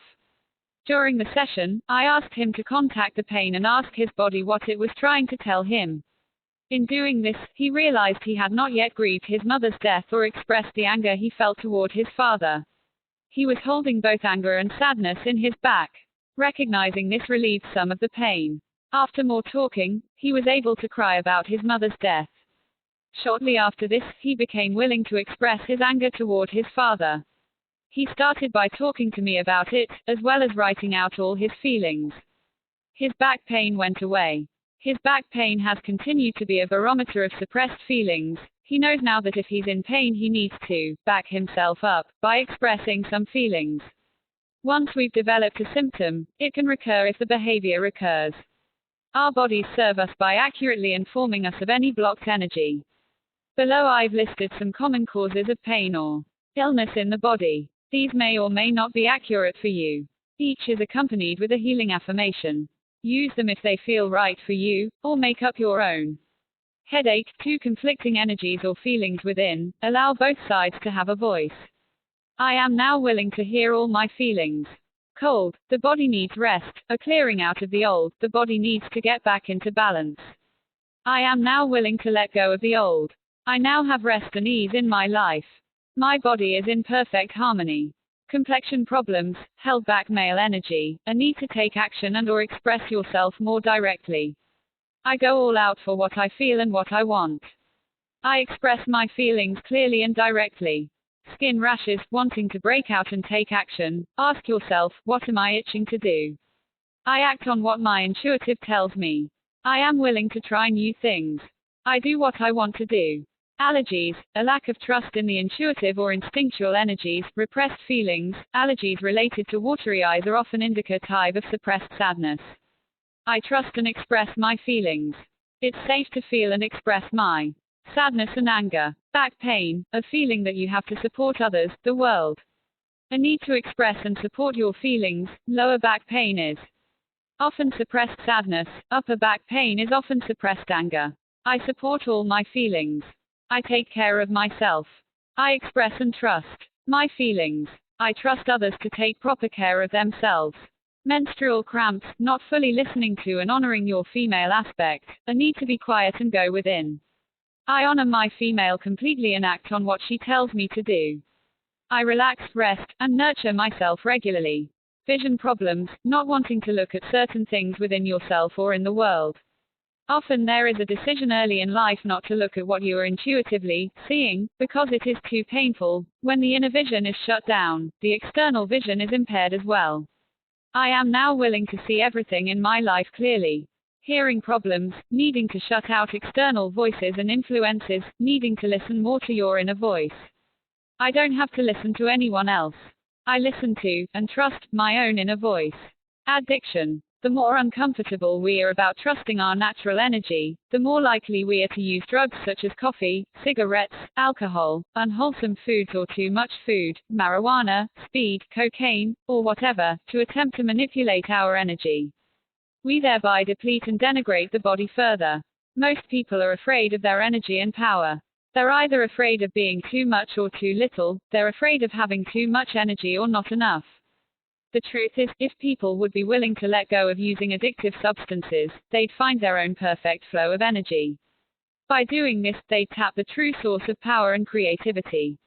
I see addiction as a means people use to pace control this power. Many powerful and creative people become addicts because they do not have an internal strength to support their energy. Without a trust in the universe, one's power and creativity can seem overwhelming. With substances, you can force your natural energy or you can dampen it, but either way, you're stopping the natural flow of the universe coming through. You don't have to be a full-blown addict to realize you're using a substance to manipulate your energy. You may realize you're drinking 3 cups of coffee to energize yourself, then discover you're depleted later. We are a nation addicted to coffee, which I consider a strong drug because it seriously impairs your ability to trust and follow your energy. The key is to notice what you're doing. Become aware of when and why you use coffee. Notice how it changes your energy. Eventually, you will find that you don't need to pay that price anymore.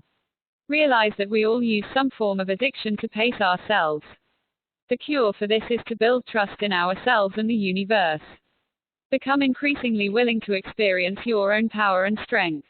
This is the true healing. For those who have a drug or alcohol addiction, noticing that you're pacing yourself is not enough. It may make you more aware of your problem and how shut down you are, but generally the physical craving takes over any awareness. Because of this, I encourage people to get help and support through a group such as Alcoholics Anonymous or Narcotics Anonymous to recover from alcohol or drug addiction. This gives the body a chance to heal and the spirit and emotions a chance to be heard. For more information about self-healing, you may wish to read my book The 4 Levels of Healing, a guide to balancing the spiritual, mental, emotional, and physical aspects of life. Meditation. Sit or lie down, close your eyes, and take a few deep breaths. With each breath, feel your body letting go into a deeply relaxed place. Relax your mind and let your thoughts drift. Try not to attach yourself to any thoughts you're having. Feel yourself relax into a quiet place within. This deep place is a source of nourishment and healing for you. Know that you can go here and find anything you need to know to heal yourself. If you've been having a problem with your health or you have a question you want to ask your intuition about your body, take the opportunity to do this now. Ask, what do I need to do to heal myself now? What does my body need? When you've asked, stay open to any answers that will come to you. An answer or an intuitive feeling may come right away, or it may come in the next couple of days. It may come to you in a direct solution, or you may be guided to a person or place that will give you the answers you need. Know that you can heal yourself and that limitless wisdom lies within you. Say these affirmations silently or aloud. I am now healing myself. I am energized, alive, and filled with radiant health. Alternative meditation. If there is a particular part of your body that is sick or in pain, try this meditation. Get comfortable, take a few deep breaths, completely relax your body and mind. Now, put your consciousness into that place and ask it what it is feeling and what it is trying to tell you. Then, be receptive to feeling and hearing what its message to you is. Ask that part of your body what you need to do to heal yourself. Pay attention to, and follow, whatever it tells you. Chapter 20: Your Perfect Body. Having a beautiful body starts with following the natural flow of your energy. Trust yourself. Express yourself physically in ways that feel good. Sleep as much as you need to. Stay in bed if you feel you need more rest. Eat what your body truly desires and follow your heart. If you're willing to trust your body, you'll learn what's best for you. It sounds simple enough. The problem is that we've been taught to distrust our bodies and see them as needing to be controlled. Some religions even suggest that the spirit is good and the body is a weak, sinful tool of the devil. Although we have evolved to the point where these beliefs are not generally expressed openly, we still respond to our bodies with mistrust. As a culture, we're accustomed to ignoring our bodies and their needs. Our minds tell our bodies what to do. We decide that a 9-to-5 workday, with 3 meals a day, is a reasonable way to live. Then, we expect our bodies to cooperate, even if this doesn't feel good. We've also developed, intellectually, theories for what's good for us and what isn't, what foods we should and shouldn't eat. As children, we usually adopt parental and societal rules and habits regarding food. Even if you want to eat something else for dinner or want to eat at a different time, you're most likely expected to conform to the norms of the system. The body can tell you one thing and society another. Many of us learn to distrust ourselves at an early age. This distrust causes internal conflict and an imbalance in our system. It can set up a lifelong battle between the authoritarian and rebel voices within us. When we rebel, we may find ourselves craving all kinds of things we would not normally desire if left to our natural flow. We may develop the habit of going for the quickest available high. Our bodies may react to this imbalance by gaining weight, becoming hyperkinetic, losing weight, or developing food addictions and allergies. Then, to solve these problems, we may try even harder to control ourselves by following a rigid, restrictive diet. This causes us to feel deprived, so eventually, the rebel takes over again and brings on the very foods we were trying to avoid. We may play out this same conflict in regard to physical exercise. Many people believe the only way they can keep the bodies in shape is to push themselves to exercise in a very driven way. We may resist this by becoming lethargic and never exercising at all. Our society fosters this struggle and profits from it. We are constantly shown what a beautiful body should look like, and are sold ways of getting there. We are sold diets, miracle weight loss plans, low-calorie or fat-free foods, and health club memberships. We are constantly beating our bodies into some new idea of health and beauty. The problem with the external pictures and shoulds we adapt from outside of ourselves is that we are constantly dissatisfied with the way we look or the way we feel. The way to a healthy, strong, and beautiful body is to learn to trust and love yourself.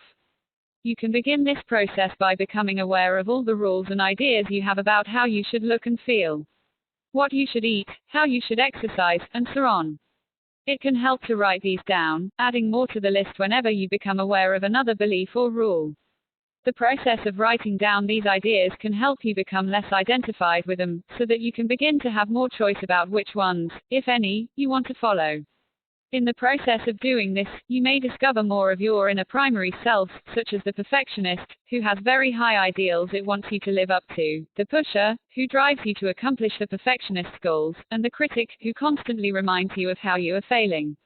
Once you gain some awareness of these ideas and energies, and are not so unconsciously controlled by them, you can begin to ask yourself what you truly want and tune into your own intuitive feelings about what is really right for you. Your own body and your intuition are, ultimately, the best guides about what is good for you and how to take care of yourself. You may find that once you are paying attention, your body will spontaneously let you know what it needs to eat and how it wants to move and exercise. Some people find that just by following their energy, They develop their own personal diet and exercise program that is exactly what the body needs, and this may change from time to time. For example, at certain times, the body may want to exercise vigorously, in which case it feels wonderfully exhilarating and satisfying. At other times, it may want to rest, or exercise very gently. Many people find that they need additional information and structure, in which case their inner guidance leads them to the appropriate books, nutritionist, exercise coach, doctor, or teacher. It is perfectly fine and can be very helpful to follow someone else's diet or exercise program as long as it feels right for you. The process of healing your relationship to your body may take some time and require some help and support. Our feelings about our bodies are usually connected to very deep issues related to our self-esteem, our identities, our families, our sexuality, and so on. It can be helpful to have the support of a therapist while exploring these core issues. If you have chronic weight problems, food addictions, or an eating disorder and are not currently in therapy, I strongly recommend seeking help from a therapist, support group, or treatment program that specializes in these issues. Fortunately these days, there are many excellent programs and counselors in this field.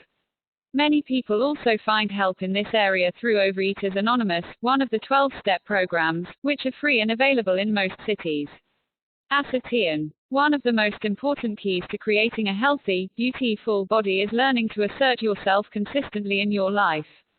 I have found that many people with body issues have a pattern of doubting themselves, of being afraid to trust the feelings and act on them.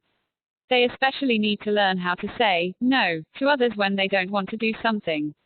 Many overweight people I've worked with don't have strong personal boundaries, they try to please and take care of others and allow others to intrude on them and take advantage of them. Thus, they need to use extra weight as a buffer, a way of creating some distance from others. Women, in particular, may fear that by becoming slim, they will be too sexually attractive.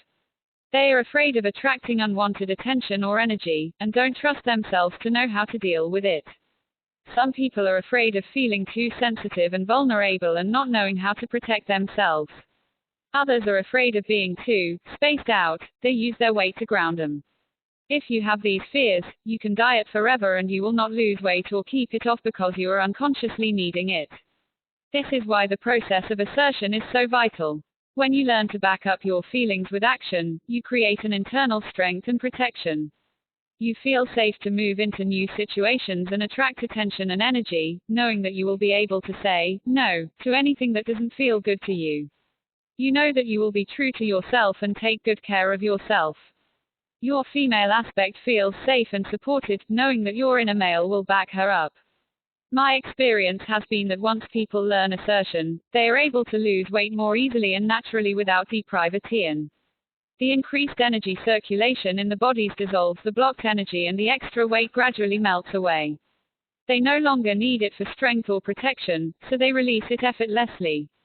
If any particular diet is needed, they are guided to the appropriate nutritionist or diet plan, or they feel intuitively what they need to be eating, and find it appropriate and enjoyable to do so. Waiting equals excess weight. If you're always waiting to be, do, or have what you want, your energy gets blocked and your body may reflect this in excess weight. By expressing yourself directly and doing what you want when you want, asserting yourself, energy will move freely through your body and this circulation will dissolve excess weight. The more you're willing to be yourself, the less you'll need to use food as a substitute nurturer, you'll be receiving the natural nurturing of the universe. The key to self-assertion is to take action on your feelings and intuition. I've seen people lose weight simply by doing something they've been afraid to do or by expressing some feeling they've suppressed. By continuing to do this, you dissolve blocks and your weight balances out. At first, the prospect of asserting yourself moment to moment can be frightening. We're not used to stating what we need and taking action to give it to ourselves. It takes a conscious effort to tune into how we feel and risk doing it. Once you start doing this, though, it feels so good that you'll want to keep doing it. You'll lose weight, have more energy, and look more alive and beautiful. There really is no turning back. The alternative is numbness and death. Every time I follow my inner voice, I feel more life energy flowing through me. Every time I go against it, I can feel a struggle in my body, and a heaviness and tiredness. If I continue to push myself past what my body wants, I become increasingly tired and lifeless. One of my clients was about 80 pounds overweight when she started working with me. She tried every conceivable weight loss program in an effort to lose weight but had not successfully solved her problem. Then, as she learned how to trust and take care of herself, she began to heal herself by expressing her suppressed feelings. At a weekly support group that I led, she was encouraged to express herself directly, saying what she felt and what she wanted. She began to trust her body and started eating only what she really wanted. She grew physically and spiritually lighter, and after a few months, she had lost about 40 pounds. At this point, she thought she'd gotten all she needed from the group and wanted to drop out, even though she was still carrying a lot of excess weight. I felt that she was still holding back a lot of feelings, however, so I encouraged her to express what she was still waiting to say. She shared that 3 members in the group had started to bother her and she didn't feel safe in sharing her feelings with them. They reminded her of people and painful events from her past. In them, she saw her husband, her son, and herself mirrored. They reminded her of things she had not said or done. They reminded her of self-betrayal.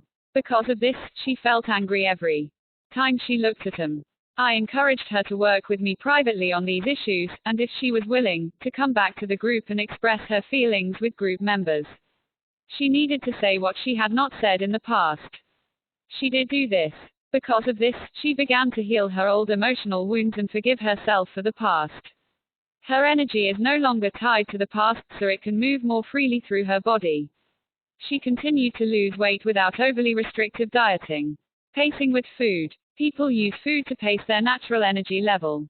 If you're a person who has too much nervous energy, you may use it to slow yourself down, or if you feel a need for a pickup, you may use it for that.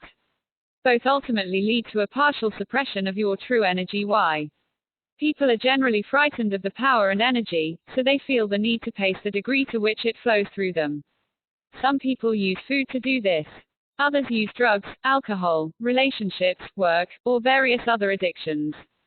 As people become more willing to experience and express their natural energy, the need to use food or other substances in this way will lessen. Appreciating your body. Appreciate the beauty in your body and in yourself today. Focus on what you do like about yourself. The more willing you are to do this, the easier it will become. Your body will respond to this appreciation and grow increasingly beautiful. It's become a habit to see what needs to be changed about ourselves. We're waiting for perfection before we'll love ourselves completely. You can change these self-critical tapes by looking at what you like about yourself and giving yourself positive feedback. If you have trouble appreciating yourself, start by looking at others who have the same qualities you have and admire them. A friend of mine who considered herself 20 pounds overweight was continually putting herself down for the way she looked. She felt the only way she could possibly like herself would be if she were thin. Because she could not see her own beauty, she thought she'd start by looking at women who had a similar body type and learn to appreciate them. She started to see how beautiful other, overweight, women were and noticed how sensual and alive they looked. She started complimenting others on their looks. By doing this, she could look at her own body in a new way. She began to accept and appreciate herself. Her body responded to this approval with more life and energy. She gradually lost a few pounds and has continued to appreciate her body as it is. Ritual F or loathing your body. Stand naked in front of a full-length mirror. Send positive thoughts to every part of your body. Even if you don't like your body, or don't approve of certain parts of your body, look for something of beauty in every part of yourself. Realize that your body has been serving you for years. Thank your body for its service. For example, you might say to yourself, "You have beautiful, thick, shiny hair." Then look in the mirror at your hair and see its beauty, its shine and glow, even if it isn't shining and glowing as much as you'd like. Continue to appreciate yourself as you are, saying, "I love the way you look. You have beautiful hands. You have strong, healthy legs. You have clear skin. You have shining eyes." Run through each part of your body in this way and really send it love and appreciation. Find a way to appreciate every part of yourself. And thank your body for being with you for however many years, following your desires and serving you. It has been doing for you what you have asked of it. If you like, you can play music that you love, and use candles or flowers while performing this ritual. Do this ritual once or twice a day for at least a week. This ritual shows your body how much you appreciate and respect it. Your body has been criticized, judged, and rejected by you for years. It will respond quickly to love and energy. You will feel lighter and more energized. You will start looking more beautiful. The lines in your face will relax. You will start to glow with strength and health. You will be amazed at the results of loving your body. Exercise 1. List all the ways you see yourself waiting. What are you waiting to say, do, have, or become? 2. Next to each item on your list, write how you can take action. What can you do to change the waiting into saying, doing, or having what you want now? Chapter 21 Life and Death. Life is the choice to follow the flow of energy within us. Death is the choice to block or go against this life energy. We are faced with this life or death choice every moment of our lives. Each time that we choose to trust and follow our intuition, our channel opens more, and more of the life force flows through. The cells of our body actually receive more energy and are renewed and revitalized faster. Physically, emotionally, and mentally we feel more alive, and more of our spiritual light can shine through. Our body stays young, healthy, and beautiful, and radiates vitality. When we choose not to follow our intuitive promptings, we close off our channel and our cells receive less energy. The body begins to deteriorate faster. When we aren't following the flow of energy, life becomes a struggle. Stress and strain take the toll on the physical form, and we can see the struggle in our faces and bodies. Lines of worry form and the body begins to bend with the effort it is making. If we continue to choose to close off the energy Y moment after moment, day after day, year after year, eventually the body will age, deteriorate, and die. If we change our pattern and begin to trust ourselves more, the body will begin to be renewed. A part of all of us wants life, wants to make the commitment to live, and is willing to trust our intuition and follow it from moment to moment. There's also a part of us that doesn't trust ourselves. I can't do this, it's too much, too intense, I don't want to surrender. When we go against ourselves, we experience only effort and struggle. When we surrender to life, we feel passion, aliveness, and flow. Anytime somebody dies, they are consciously or unconsciously choosing to leave this physical body.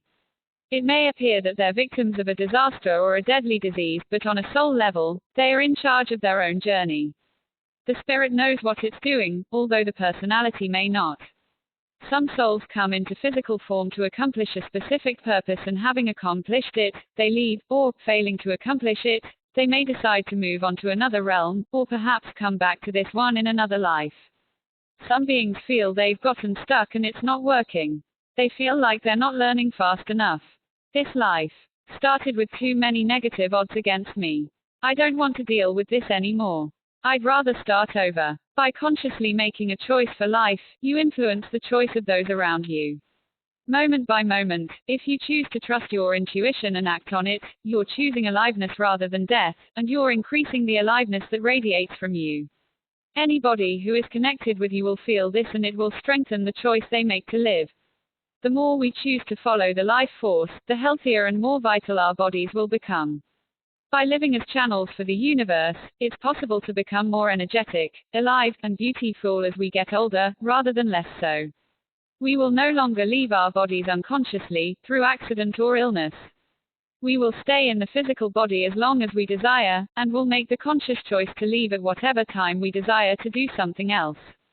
Death, when we choose it, will not be a tragedy, but a conscious transition into another realm. Meditation. Sit or lie in a comfortable position. Close your eyes. Take several deep breaths and relax your body. With each breath, let go of everything in the way of being with yourself. Slowly relax into that core place within. Recall a recent situation where you chose not to follow your energy, when you did not do what you wanted to do. Replay this scene in your mind. See yourself going against what you knew to be true for you. Then, notice how you looked and felt physically, mentally, emotionally, and spiritually. Now, go back to that same situation and see yourself doing exactly what you want to do. See yourself choosing to follow the energy. Then, notice how your body feels. Notice how you look and feel about yourself. Spend a few minutes feeling what it's like to trust yourself and act on what you want. Exercise. Keep a journal of some of the decisions you made during the day. Notice when you did what you wanted and when you chose not to. Then, write how you felt about the choices you made. Notice how you felt physically and emotionally. As you become more aware of when you follow your energy, when you go against it, and the results of each, you'll increasingly choose life and aliveness in each moment. Chapter 22 Transforming our world. Transformation begins on an individual level and moves out into the world.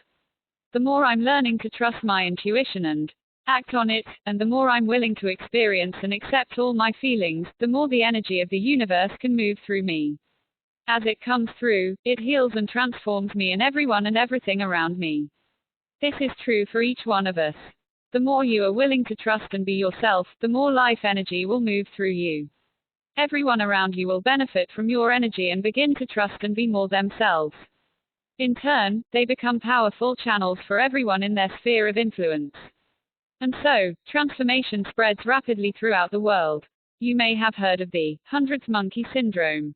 In Japan, in 1952, scientists were studying the behavior of wild monkeys. The principal food of these monkeys was sweet potatoes. One day, they noticed one monkey do something they had never seen before. She washed her potato before she ate it. She repeated this behavior on subsequent days, and soon they noticed several other monkeys washing their potatoes before eating them. More and more monkeys began to do this. Then, in 1958, after all monkeys on the island were exhibiting this new behavior, scientists on nearby islands began to report that monkeys on their islands were also beginning to wash their potatoes. There was no physical connection between the islands, and no one had transported any monkeys from one island to another. This study illustrates something of overwhelmingly powerful importance for the human race and for our planet. Washing potatoes was a new level of evolution for these monkeys, and when enough of them had accepted it, it was apparently transferred to the monkeys on surrounding islands without any physical contact or direct communication. This is how the evolution of consciousness takes place. Every individual's consciousness is connected to, and is a part of, the mass consciousness. When a small but significant number of individuals have moved into a new level of awareness and significantly changed the behavior, that change is felt in the entire mass consciousness. Every other individual is then moved in the direction of that change. And the whole thing may have started with one individual who first made the leap. So often we look at the world around us and feel terribly helpless to effect any significant positive change. The world seems so big, and in such a mess, and we feel so small and powerless. The 100th monkey story helps us to see how powerful one individual, or a few individuals, can be in transforming the world. Because the world truly is our mirror, as we change, it must change. You can see this easily in your personal life. As you develop the habit of trusting and taking care of yourself, you will gradually release your old patterns. Soon, you notice that your friends, family, and business associates all seem to be feeling and acting differently, as well. Things that previously frightened and upset you seem to have lost their emotional charge. Even the serious problems of the world, while they still concern you, may not seem quite as scary as before. The reason for this shift is that you are beginning to feel the power of the universe inside of you. To the degree that you experience the presence of the universe in your own body, you don't feel afraid. Of course, every time you open up to more power, more of the old fear gets flushed to the surface and released, so in the healing process, you will experience alternating states of power and fear. Gradually, however, a solid base of trust will be established within you. Others will feel this and in it will find the support to open up to more of their own power and truth. The people and things around you will reflect you in increasingly positive ways. The more light you allow within you, the brighter the world you live in will be. Eating the Changi. One idea I frequently encounter, especially in groups of spiritually oriented people, is that all we have to do to change the world is think more positively about it and visualize the change we desire. Visualization and affirmation are powerful tools. I use them often and strongly recommend them as part of this process. After all, I wrote creative visualization and I deeply believe in the effectiveness of the techniques it describes. There is another part of the process that is frequently ignored, however, yet it is just as important. If the world is our mirror, then whatever we see out there in some way reflects what is in us. We must take responsibility for it and be willing to transform it within ourselves if we want to see it change on the outside. So, when we look at the world and see poverty, pain, violence, and chaos, we must be willing to say to ourselves, what is the poverty, pain, violence, and chaos within me that this is reflecting? I know that my world is my mirror and, in a sense, my creation. If the things I see weren't in me, they couldn't exist in the world. The trick here is not to take on blame or guilt for the world's problems. None of us is truly responsible for other people's lives, we are all co-creating this world together. And we are all doing the best we know how. We are here to learn from what is not perfect rather than blame ourselves for it. We need to adopt a positive attitude of responsibility, saying, I am willing to learn to trust and follow my own inner truth, knowing that as I do, I will release the pain and fear within me and thus heal the pain and fear in the world. Such a vow is very powerful and to follow through on it is no easy task. To do so, we must be willing to move through the deepest layers of our consciousness and recognize not only our own personal fears, but also centuries-old negative beliefs of humanity that exist in our bodies. To move through these layers, we need to be willing to recognize and experience all the fears, knowing that the light is healing and dissolving them. When people ask me what they can do about the problems of the world, I suggest that they start by recognizing and affirming that as they sincerely do their own inner work, the world is being transformed. I tell them to look at the social problems that frighten or disturb them and determine what fear or pain it touches within them and how it reflects the personal situation. For example, if they are disturbed by reports of violence, I ask them to look at how violence has played a part in their lives. Has someone been violent toward them in their early years? Have they had violent thoughts and feelings? Have they repressed or disassociated from their own violent feelings? In what way have they done violence to themselves internally, harshly criticizing themselves, and so on? It has been my experience that many of us need help, in the form of supportive therapy or counseling, to deal with deep levels of emotional healing. For some people, there's a certain reluctance to seek such help, perhaps because they fear it's an indication of sickness or craziness. Our culture tells us that we should be totally self-sufficient and that needing help is a sign of weakness. In reality, we all need support at times, and it is a sign of strength to reach out for appropriate help. Personally, I have sought therapy of various types at many times in my life and it has helped me greatly, as long as I trusted my own intuition about who to work with. If you are deeply touched by the poverty in which much of the world's population is currently living, you may feel moved to make some external gestures to help alleviate someone's pain, i.e., contribute some money, do some social or political work. At the same time, look within yourself to see in what way you believe in, or support, poverty or scarcity in your own life. This may not be a question of money, you may be living in some form of emotional or spiritual poverty while surrounded by material luxury. Or, you may be at peace spiritually and emotionally but holding on to a belief that money is evil, thus keeping yourself in a state of financial poverty. Poverty, on both a personal and worldwide level, is supported by our mass consciousness belief in scarcity. We deeply fear that there is not enough to go around of whatever we need, money, food, love, energy, appreciation. So, we create a world that supports that belief. There have been studies that show that there is plenty of food produced in this world to amply feed everyone. Yet, because of our underlying belief in poverty, we allow food to be thrown away in one place while millions are starving to death elsewhere. If you are concerned by environmental issues, consider this point of view. Mother Nature is symbolic of the nurturing, feminine aspect of ourselves. Disrespect and lack of harmony with nature are only possible in a society of individuals who disrespect and disregard their own feminine, intuitive nature. If you are attuned to your inner guidance, there is no way you can become severely out of balance with your natural environment. Just as our bodies are the manifestation of our consciousness. In physical form, the earth is the manifestation of our mass consciousness. In a sense, the earth is our collective body. The way we treat her mirrors the way we treat our own bodies. The lack of respect and attunement afforded to our bodies is demonstrated on a global level by the way we treat our earth. Until we learn to love and trust our bodies, to listen to the signals, to give them the food, rest, and nurturing they need, to stop polluting them with drugs and unwholesome food, and to stop trying to control them with our ideas about what's right, I believe we will continue to mistreat our earth body. We must be willing to recognize and heal any form of violence, poverty, and imbalance within ourselves as individuals if we hope to eradicate these problems from our world. Healing does not take place on a personal or planetary level as long as we hide or deny our feelings. All feelings, beliefs, and emotional patterns must be brought to the light of consciousness in order to be transformed. When the light shines into the darkness disappears. World healing. People frequently talk about what terrible shape the world is in. In many ways, things seem to be going from bad to worse, and this can be very frightening.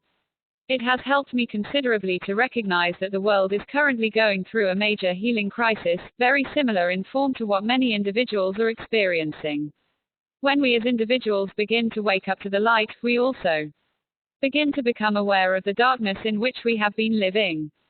The patterns of living which formerly seemed normal begin to look crazier and crazier from the perspective of our newly acquired sanity.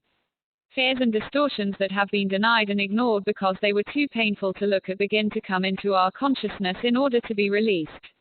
Problems that were swept under the rug come forth to be solved. This is what I see happening on a worldwide level today. If we recognize the seeming chaos and pain in the world as a giant manifestation of our individual healing process, we can see that it's a very positive step. Rather than feeling like victims, we can recognize the power of the universe at work. We can appreciate ourselves as channels through which the world's healing is being manifested. Asterisk. Social and political action. Some who have heard these ideas become angry because they believe I am endorsing a narcissistic self-absorption that denies the problems of the world and negates the necessity of social and political action. Upon further discussion, I am usually, though not always, able to make them understand that this is not the case. Being willing to deal internally and individually with the original source of the problem is simply the most practical and powerful. Asterisk. For more of my thoughts on this topic, read The Path of Transformation, How Healing Ourselves Can Change the World. 236. Living in the Light. Way to effect real change. It does not deny the necessity of external action on a large scale. The issue for me is the source and motivation for that action. I find that people are frequently moved by their own good ideas, more than by their inner guidance. Often they are motivated by the feelings of pain, fear, and guilt into wanting to do something to make it better. They are coming from a position of helplessness and fear, struggling vainly to do something to eradicate these feelings. Unfortunately, this approach only perpetuates the problem it is trying to solve. The underlying cause of the world problems is the pain, fear, and ignorance we experience from being disconnected from the power of the universe.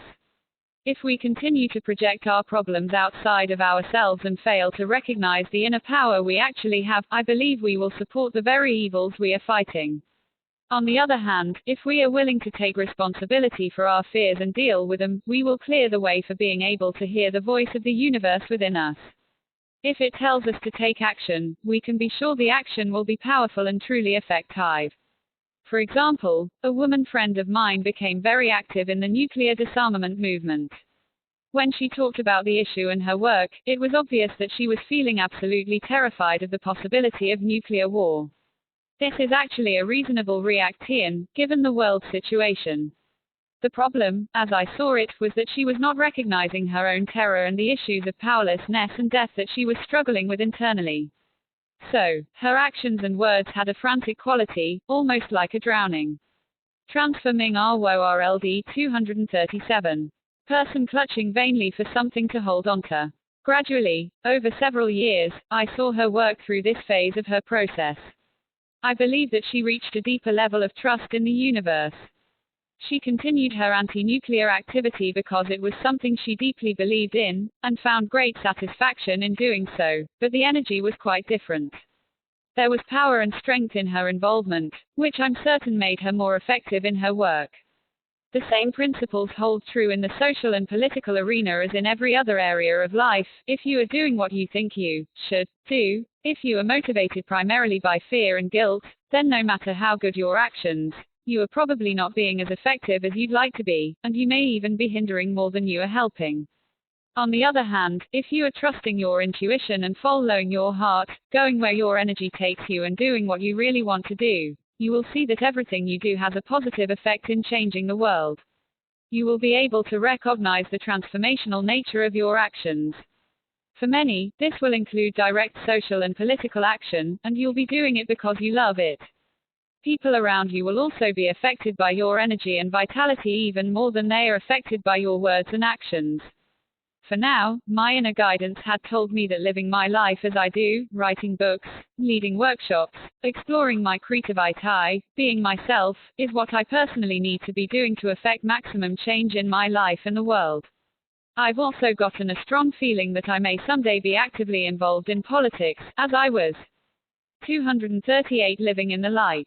Earlier in my life, perhaps even occupy a political office of some sort. Although I have no particular desire to do this at this time, I know that if that's what I'm meant to do, I'll find it an exciting adventure. I'm curious to see what the universe has in store for me. TV media. I was once informed by my inner guidance that television would be the savior of the world. I resisted this idea because I am not a TV buff. I did recognize, however, that as mindless and idiotic as much television programming may appear at this time, television is obviously an extraordinarily powerful tool for reaching millions of people instantaneously. I think it is no accident that it has been developed at this time and is to be found in most homes in the world. Although currently controlled primarily by people whose consciousness is thoroughly embedded in the old world, there are, even now, occasional flashes of awareness. It is only a matter of time until New World consciousness begins to penetrate television programming in a regular and significant way. Television is undoubtedly a major educational tool. With the universe in charge, it can literally become a channel. It could provide a network for instantaneously reaching a majority of the world population with conscious and creative new ideas. Can you imagine housewives watching soap operas in which people go through all the usual human dramas, but instead of the typical doom and despair, there is an attitude of learning and transforming our world. 239. Growing through life's changes. It could be highly entertaining, with all the usual sex and romance, birth and death, drugs and disease, marriage and divorce, but the characters could be seen to use the trials and tribulations in a positive way to evolve in consciousness, just as we are learning to do. Once the housewives get it, it's certain that children and husbands will get it in short order. It's obvious that the power of the media, movies, radio, newspapers, magazines, and books, as well as television, is unmatched in its potential for fast positive change once our mass consciousness is ready for that shift. A 5e Sant PPROSSF4. Personal and planetary healing. 1. Affirm to yourself, the power of the universe is healing and transforming me.